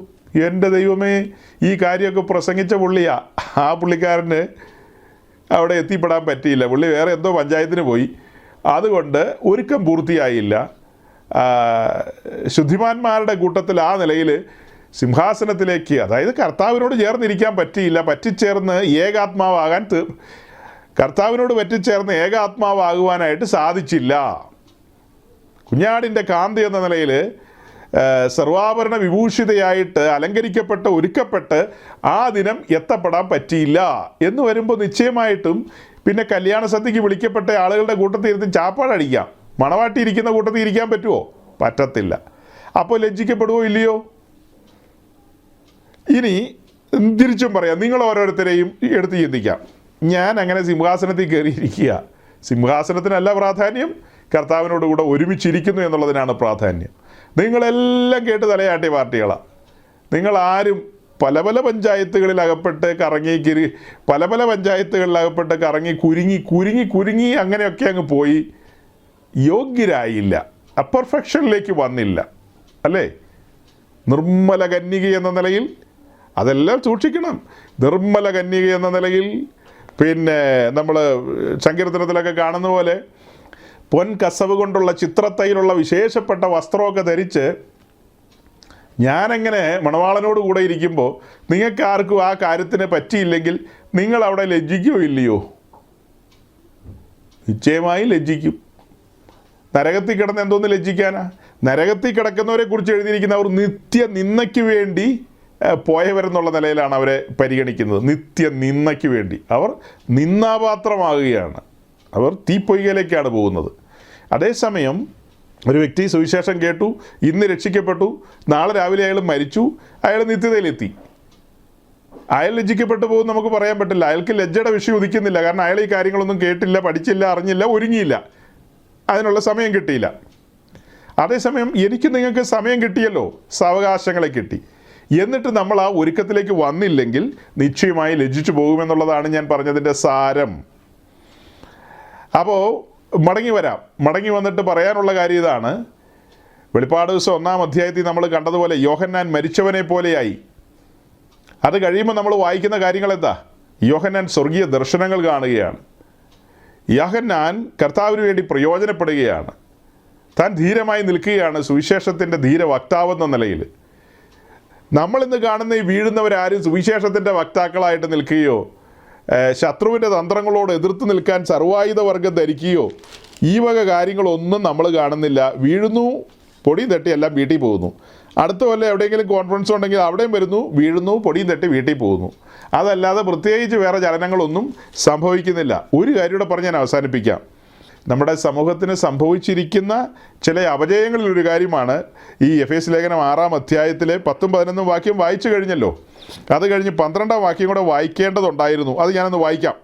നമുക്ക് പോരാട്ടമുള്ളത് ജഡരക്തങ്ങളോടല്ല, വാഴ്ചകളോടും അധികാരങ്ങളോടും ഈ അന്ധകാരത്തിൻ്റെ ലോകാധിപതികളോടും സുർലോകത്തിലെ ദുഷ്ടാത്മ സേനകളോടും അത്രേ. അപ്പം ഇവിടെ നമ്മൾ കാണുന്നത് നമുക്ക് പോരാട്ടമുണ്ടെന്നുള്ളതാണ്. പോരാട്ടമുണ്ട്. തുടക്കത്തിൽ നമ്മൾ പറഞ്ഞു ഒടുവിൽ കർത്താവിലും അവൻ്റെ അമിത ബലത്തിലും ശക്തിപ്പെടുവിനെന്നുള്ളത്. അത് കഴിഞ്ഞിട്ട് പറയുകയാണ് നമുക്ക് പോരാട്ടമുണ്ട്. അതിനു മുമ്പ് പറഞ്ഞു പിശാചിൻ്റെ തന്ത്രങ്ങളോട് എതിർത്ത് നിൽക്കണമെന്ന്. പിശാചിൻ്റെ തന്ത്രങ്ങളാണ് നമ്മുടെ സമൂഹത്തെ കറക്കിക്കളഞ്ഞത്. പരിശുദ്ധാത്മാവെന്ന വ്യാജേനെ പിശാച് പല കാര്യങ്ങളും ചെയ്തു. ന്യൂജൻ പെന്തിക്കോസൊക്കെ ഉത്ഭവിച്ചു വന്നപ്പോൾ നമ്മുടെ ശുശ്രൂഷകർ അറിഞ്ഞില്ല. അന്നത്തെ കാലത്തെ ആളുകൾ അറിഞ്ഞില്ല, സീനിയർ പാസ്റ്റേഴ്സ് അറിഞ്ഞില്ല. അവർ ഉറക്കത്തിലും മയക്കത്തിലുമായി പോയി. ആ സമയത്ത് ശത്രുവായവൻ കളവിതച്ചു. അവൻ്റെ തന്ത്രങ്ങളെ ഇവർ തിരിച്ചറിയാതെ പോയി. ഇവർ കാട്ടിക്കൂട്ടിയ കാര്യങ്ങളൊക്കെ പരിശുദ്ധാത്മാവിലാണോ എന്ന് ഇവർ സന്ദേഹിച്ചു പോയി എന്നുള്ളതാണ് സത്യം. മുളയിലെ നുള്ളിയില്ല, തുടക്കത്തിലേ നുള്ളിയില്ല. ആ പറയുന്ന പീരീഡ് ഞാൻ പറയുന്ന ഒരു 80-കൾ 90-കൾ 2000 ആ ഒരു പരിസരങ്ങളിലുള്ള സമയം മലയാളി പെന്തിക്കോസ് ഉറങ്ങാൻ ആരംഭിച്ച സമയമാണ്. അമേരിക്ക, യൂറോപ്പ്, ഗൾഫ് ഇത് മൂന്നും മലയാളി പെന്തിക്കോസിനെ ഉറക്കിക്കളഞ്ഞെന്ന് പറഞ്ഞാൽ മതി. എല്ലാവരും ഇത് അംഗീകരിക്കില്ല, എന്നെ കല്ലെറിയുമെന്നും എനിക്കറിയാം. പക്ഷേ ഒരു ഉറക്കം സംഭവിച്ചു എന്നുള്ള സത്യമാണ്. ഒരു ആലസ്യത്തിലേക്ക് വന്നുപോയി. ഉറക്കം എന്ന് വേണേൽ വിട്ടേക്കാം. മലയാളി പെന്തിക്കോസിന് ഒരു ആലസ്യം സംഭവിച്ചൊരു പീരീഡാണത്. ഉറങ്ങി എന്നുള്ള പദം ഞാനങ്ങ് പിൻവലിച്ചേക്കാം. മയങ്ങി എന്ന് പറയാമല്ലോ. ആ മയക്കത്തിൻ്റെ സമയത്താണ് ശത്രുവായവൻ കള വിതച്ചത്. അതായത് ദമ്മേശേക്കിലെ ബലിപീഠം കൊണ്ട് വെച്ചിട്ട് ഒറ്റ ഒരുത്തിന് അറിഞ്ഞില്ല. ക്രൂശിക്കപ്പെട്ടവനായ ക്രിസ്തു പറയാണ് ലോകത്തിൽ നിങ്ങൾക്ക് കഷ്ടമുണ്ടെന്ന്. പക്ഷേ ഈ ആളുകൾ വന്നിട്ട് പറയാണ് അങ്ങനെ ഒരു കഷ്ടമില്ല, അങ്ങനെ കഷ്ടമുണ്ടെന്ന് പറയുന്നതൊക്കെ സാത്താന്യമാണ്. അത് കേട്ട് നമ്മുടെ ആൾക്കാർ തലകുലുക്കിയില്ലേ? എഴുതപ്പെട്ട വചനത്തിന് വിരുദ്ധമായ കാര്യങ്ങൾ പറഞ്ഞിട്ട് പോലും ആളുകൾക്ക് തിരിച്ചറിയാൻ കഴിഞ്ഞില്ല. കാരണം എന്നാ? മയക്കം പിടിച്ചായിരുന്നു, ആലസ്യത്തിലേക്ക് പോയായിരുന്നു. ശരിക്കും പെന്തിക്കോസ്ത് എന്ന് പറയുമ്പോൾ എന്താ ഇപ്പോൾ വായിച്ച വാക്യത്തിൽ നിന്ന് മനസ്സിലാക്കേണ്ടത്? പോരാട്ട വീര്യത്തോടെ സാത്താന്യ ലോകത്തോട് യുദ്ധം ചെയ്യുന്നവരുടെ ഒരു സംഘമാണ് പെന്തിക്കോസ്തുകാരെന്ന് പറഞ്ഞാൽ ആകേണ്ടിയിരുന്നത്. നമുക്ക് ആത്മയുദ്ധങ്ങളുണ്ട്. 1-ാം നൂറ്റാണ്ടിലെ സഭയും 2-ാം നൂറ്റാണ്ടിലെ സഭയെല്ലാം ആത്മയുദ്ധങ്ങൾ ചെയ്ത സഭയാണ്. എഫേസ്യ സഭയെ പൗലോസ് ഉത്സാഹിപ്പിക്കുകയാണ്. പോരാട്ടമുണ്ട് ബ്രദേഴ്സ്, പോരാട്ടമുണ്ട്. അർത്തമീസിൻ്റെ കോട്ടയുടെ കീഴിലായിരിക്കുന്ന എഫേസ്യ സഭ. അവിടെ 3 കൊല്ലം ശുശ്രൂഷിച്ചവനാ പൗലോസ് അവിടെ ഒന്ന് മൃഗയുദ്ധമൊക്കെ ചെയ്തതാണ്. ആത്മലോകത്ത് ദുഷ്ടാത്മ സേനകളോട് യുദ്ധം ചെയ്ത് ദൈവസഭ സ്ഥാപിച്ചയാളാണ് പൗലോസ് അവിടെ. ആ പൗലോസ് പിന്നത്തേതിൽ അവരോട് പറയുകയാണ്, ലേഖനം എഴുതുമ്പോൾ കാരാഗ്രഹത്തിൽ കിടന്നാ പറയുന്നത്, നമുക്ക് പോരാട്ടമുണ്ടെന്ന്. നിങ്ങൾക്ക് പോരാട്ടമുണ്ടെന്നല്ല പറയുന്നത്, നമുക്ക് ഒരുമിച്ചാ പോരാട്ടം. നമുക്ക് പോരാട്ടമുണ്ട്. പോരാട്ടം മനുഷ്യരോടല്ല, പിന്നെയോ ഇപ്പം ഈ വായിച്ചതുപോലെയുള്ള സൈറ്റാനിക് ഗവൺമെൻറ്റിനോടാണ്, സ്വർലോകത്തിലെ ദുഷ്ടാത്മ സേനകളോടാണ് യുദ്ധം. നാം മറന്നുപോയിരുന്നു. ഞാൻ ഏതെങ്കിലും ഒരു വ്യക്തിയെ ചൂണ്ടിയല്ല ഈ പറയുന്നത്, ഞാനും നിങ്ങൾ ഉൾപ്പെടുന്ന സമൂഹത്തെ ഒന്നടങ്കമാണ് പറയുന്നത്. ഒരാളുടെ കാര്യമല്ല പറയുന്നത്. നമ്മൾ ഒരുമിച്ച് യുദ്ധത്തിൽ നിന്നൊക്കെ മാറിപ്പോയി. നമുക്ക് കോൺഫറൻസ് ഉണ്ട്, വെരി ഗുഡ്. നമുക്ക് ഉപവാസ പ്രാർത്ഥനയുണ്ട്, നമുക്ക് പല പ്രാർത്ഥനകളുമുണ്ട്. പക്ഷേ ആത്മയുദ്ധങ്ങളൊന്നുമില്ല. അധികാരം പ്രാപിച്ച് ബലവാനെ പിടിച്ചു കെട്ടുന്ന നിലയിലേക്ക് നമ്മൾ ഒരുമിച്ച് ആത്മാവിൽ വളർന്നു വരണം. ഇതെല്ലാം സംഭവിക്കണമെങ്കിൽ ദൈവസഭയിൽ വചനം പ്രസംഗിക്കണം. ജനം വചനത്താൽ ഒരുക്കപ്പെടണം. ജനം വചനത്താൽ ശക്തി പ്രാപിക്കണം. അകത്തെ മനുഷ്യൻ ബലപ്പെടണം. അതിന് വചനം പ്രസംഗിക്കണം, നിരന്തരമായി പ്രസംഗിക്കണം. വചനം പ്രസംഗിക്കണം. വചനത്തിലൂടെയാണ് ഒരുക്കിക്കൊണ്ടുവരേണ്ടത്. കഴിഞ്ഞ 3-4 വർഷമായിട്ട് നമ്മൾ കർത്താവിൻ്റെ ജനത്തെ ഒരുക്കുകയാണ്. ഇവിടെ വരുന്ന ആളുകൾക്കൊക്കെ പ്രശ്നങ്ങളും പ്രതിസന്ധികളും ഉള്ളവരാണ്.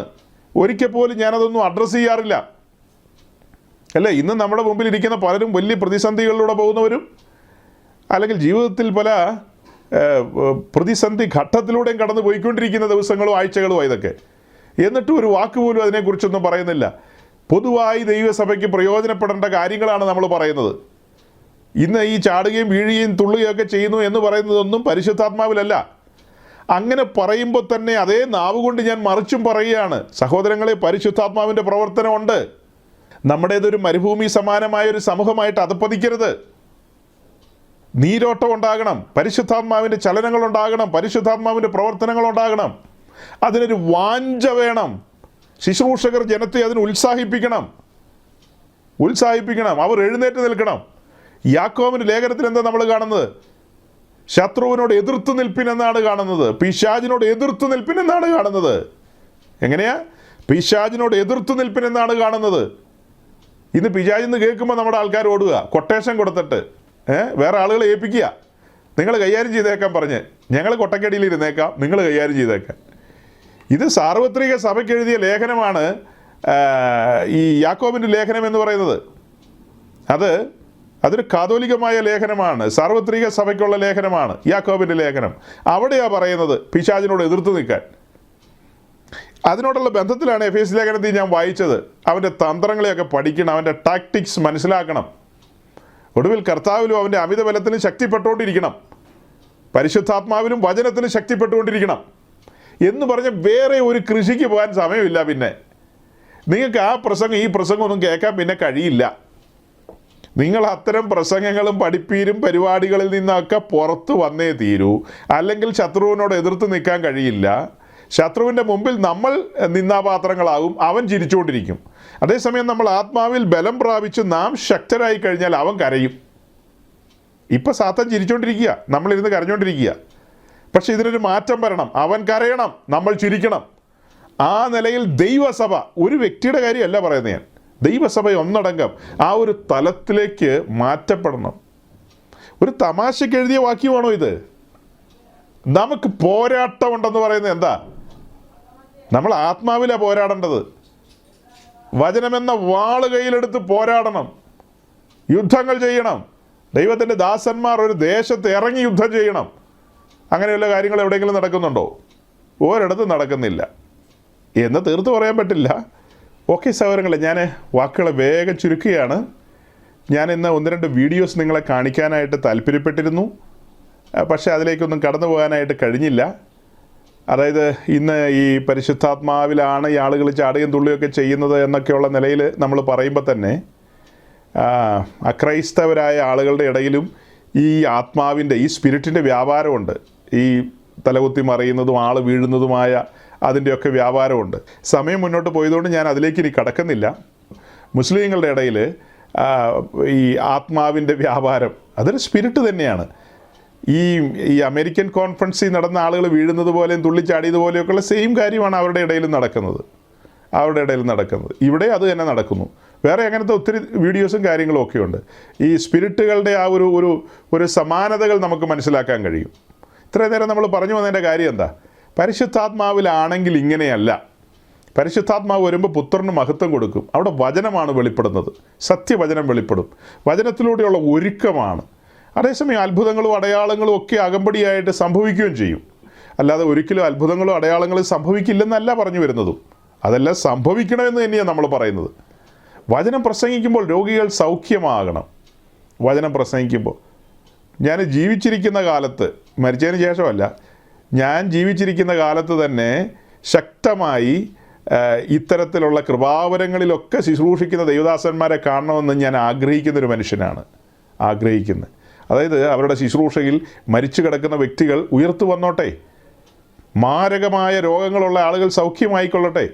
മരിച്ചു കിടന്നവൻ ഉയർത്തെഴുന്നേറ്റ് വരുമ്പോൾ ശുശ്രൂഷകൻ അത് കണ്ടിട്ട് ഓക്കെ ബ്രദർ, ഓക്കെ പിന്നെ കാണാം എന്ന് പറഞ്ഞ് മൈക്രോഫോൺ നീട്ടിയിട്ട് പറയൂ എന്താ സംഭവിച്ചത്, വീഡിയോഗ്രാഫർ വേഗം എടുക്കൂ.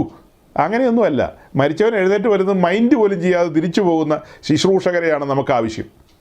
അതൊക്കെ കാണുമ്പോൾ മരിച്ചവൻ 10 പേര് എഴുന്നേറ്റ് വന്നാലും അതിനൊന്നും ഒരു ഗൗരവം കൊടുക്കാതെ ദൈവവചനത്തിന് ഗൗരവം കൊടുക്കുന്ന ശുശ്രൂഷകന്മാർ. രോഗികൾ സൗഖ്യമായിക്കൊള്ളട്ടെ.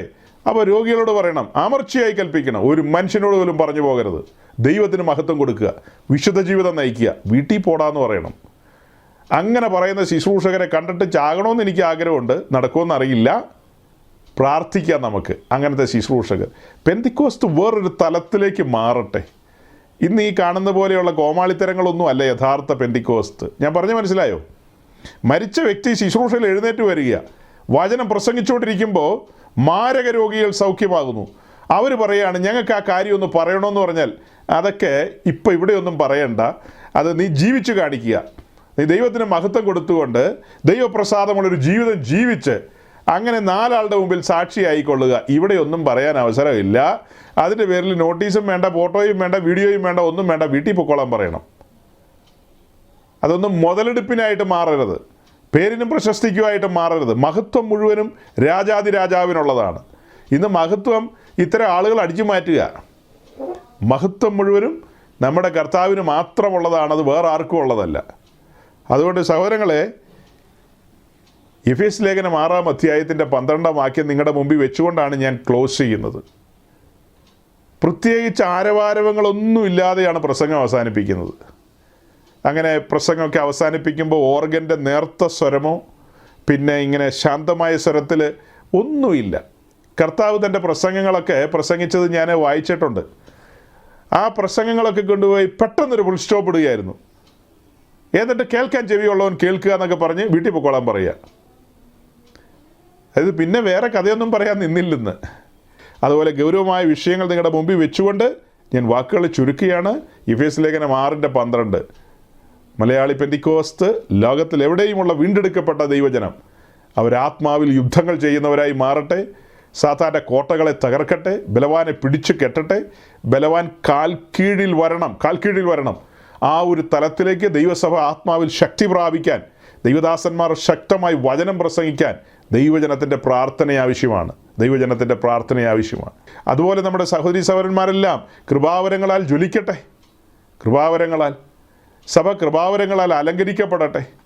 നമ്മുടെ ഇടയിൽ കടന്നു വരുന്ന പാപികൾ മനസാന്തരപ്പെടട്ടെ. അതുപോലെ തന്നെ സഭ, വിശുദ്ധന്മാരുടെ സംഘം സകലത്തിൽ നിന്നും വേർപെട്ടിരിക്കട്ടെ, വേർപാടനുഷ്ഠിച്ച് ദൈവത്തെ പ്രസാദിപ്പിച്ച്. ഓർക്കുക, 2 പഴയ കാര്യം: 1 ഇസ്രായേലിൻ്റെ കാര്യം, 2 ഗിദെയോൻ്റെ കാലത്തെ കാര്യം. 2 കാര്യം മുൻപിലുണ്ട്. പരിശോധനയാണ്, പരീക്ഷയാണെന്നൊന്നും അവരാരും അറിഞ്ഞില്ല. അവരൊന്നും അറിഞ്ഞില്ല. അതേസമയം നമ്മുടെ ജീവിതത്തിൽ ഓർക്കുക, നമ്മുടെ ജീവിതത്തിൽ പരിശോധനകളുണ്ട്, പരീക്ഷകളുണ്ട്. അപ്പോസ്തലന്മാരാണ് അത് പറഞ്ഞിരിക്കുന്നത്. അതുകൊണ്ട് ദൈവത്തെ പ്രസാദിപ്പിക്കുമാറ് വചനത്തിൽ നങ്കൂരമിടുക. നമ്മുടെ ജീവിതം വചനത്തിൽ നങ്കൂരമിടുക, ഇളകരുത്, വചനത്തിൽ നിൽക്കുക, ആത്മാവിനെ അനുസരിച്ച് നടക്കുക. ദൈവം പ്രവർത്തിക്കും. ആഗ്രഹം, നിങ്ങളുടെ ഉള്ളിലൊരു ആഗ്രഹത്തിന് വേണ്ടിയാണ് ഞാൻ ഇത്രയും സംസാരിക്കുന്നത്. അകത്ത് ഒരു ആഗ്രഹം കത്തുപിടിച്ചു വരണം, നിരന്തരമായി ആഗ്രഹം ജ്വലിച്ചു വരണം. അങ്ങനെ നിരന്തരമായി നമ്മൾ നമ്മുടെ പ്രാർത്ഥനാമുറിയിൽ, നമ്മുടെ സ്വകാര്യ നിമിഷങ്ങളിൽ ആ ആഗ്രഹവുമായിട്ട് എപ്പോഴും ദൈവസന്നിധിയിൽ സഞ്ചരിക്കുവാനിടയാകുമ്പോൾ വലിയവനായ ദൈവം നമ്മുടെ നടുവിൽ വലിയവ ചെയ്യും, വൻകാര്യങ്ങളെ ചെയ്യും. ദൈവം പ്രവർത്തിക്കും. അവൻ്റെ കരം കുറുകിപ്പോയിട്ടില്ല. മറ്റുള്ളവരുടെ മുമ്പിൽ ലജ്ജിക്കുവാൻ പാകത്തിന് അവൻ നമ്മെ നിന്നാപാത്രമായിട്ട് വിട്ടുകളയില്ല. സഹോദരങ്ങളെ, ഈ ആശ്വാസത്തോടും ഈ ബലത്തോടും നമുക്ക് പിരിയാം. നമ്മുടെ കർത്താവ് നമുക്ക് വേണ്ടി വീര്യം പ്രവർത്തിക്കും. ഈ വചനങ്ങളാൽ ദൈവം നിങ്ങളെ അനുഗ്രഹിക്കട്ടെ. Thank you.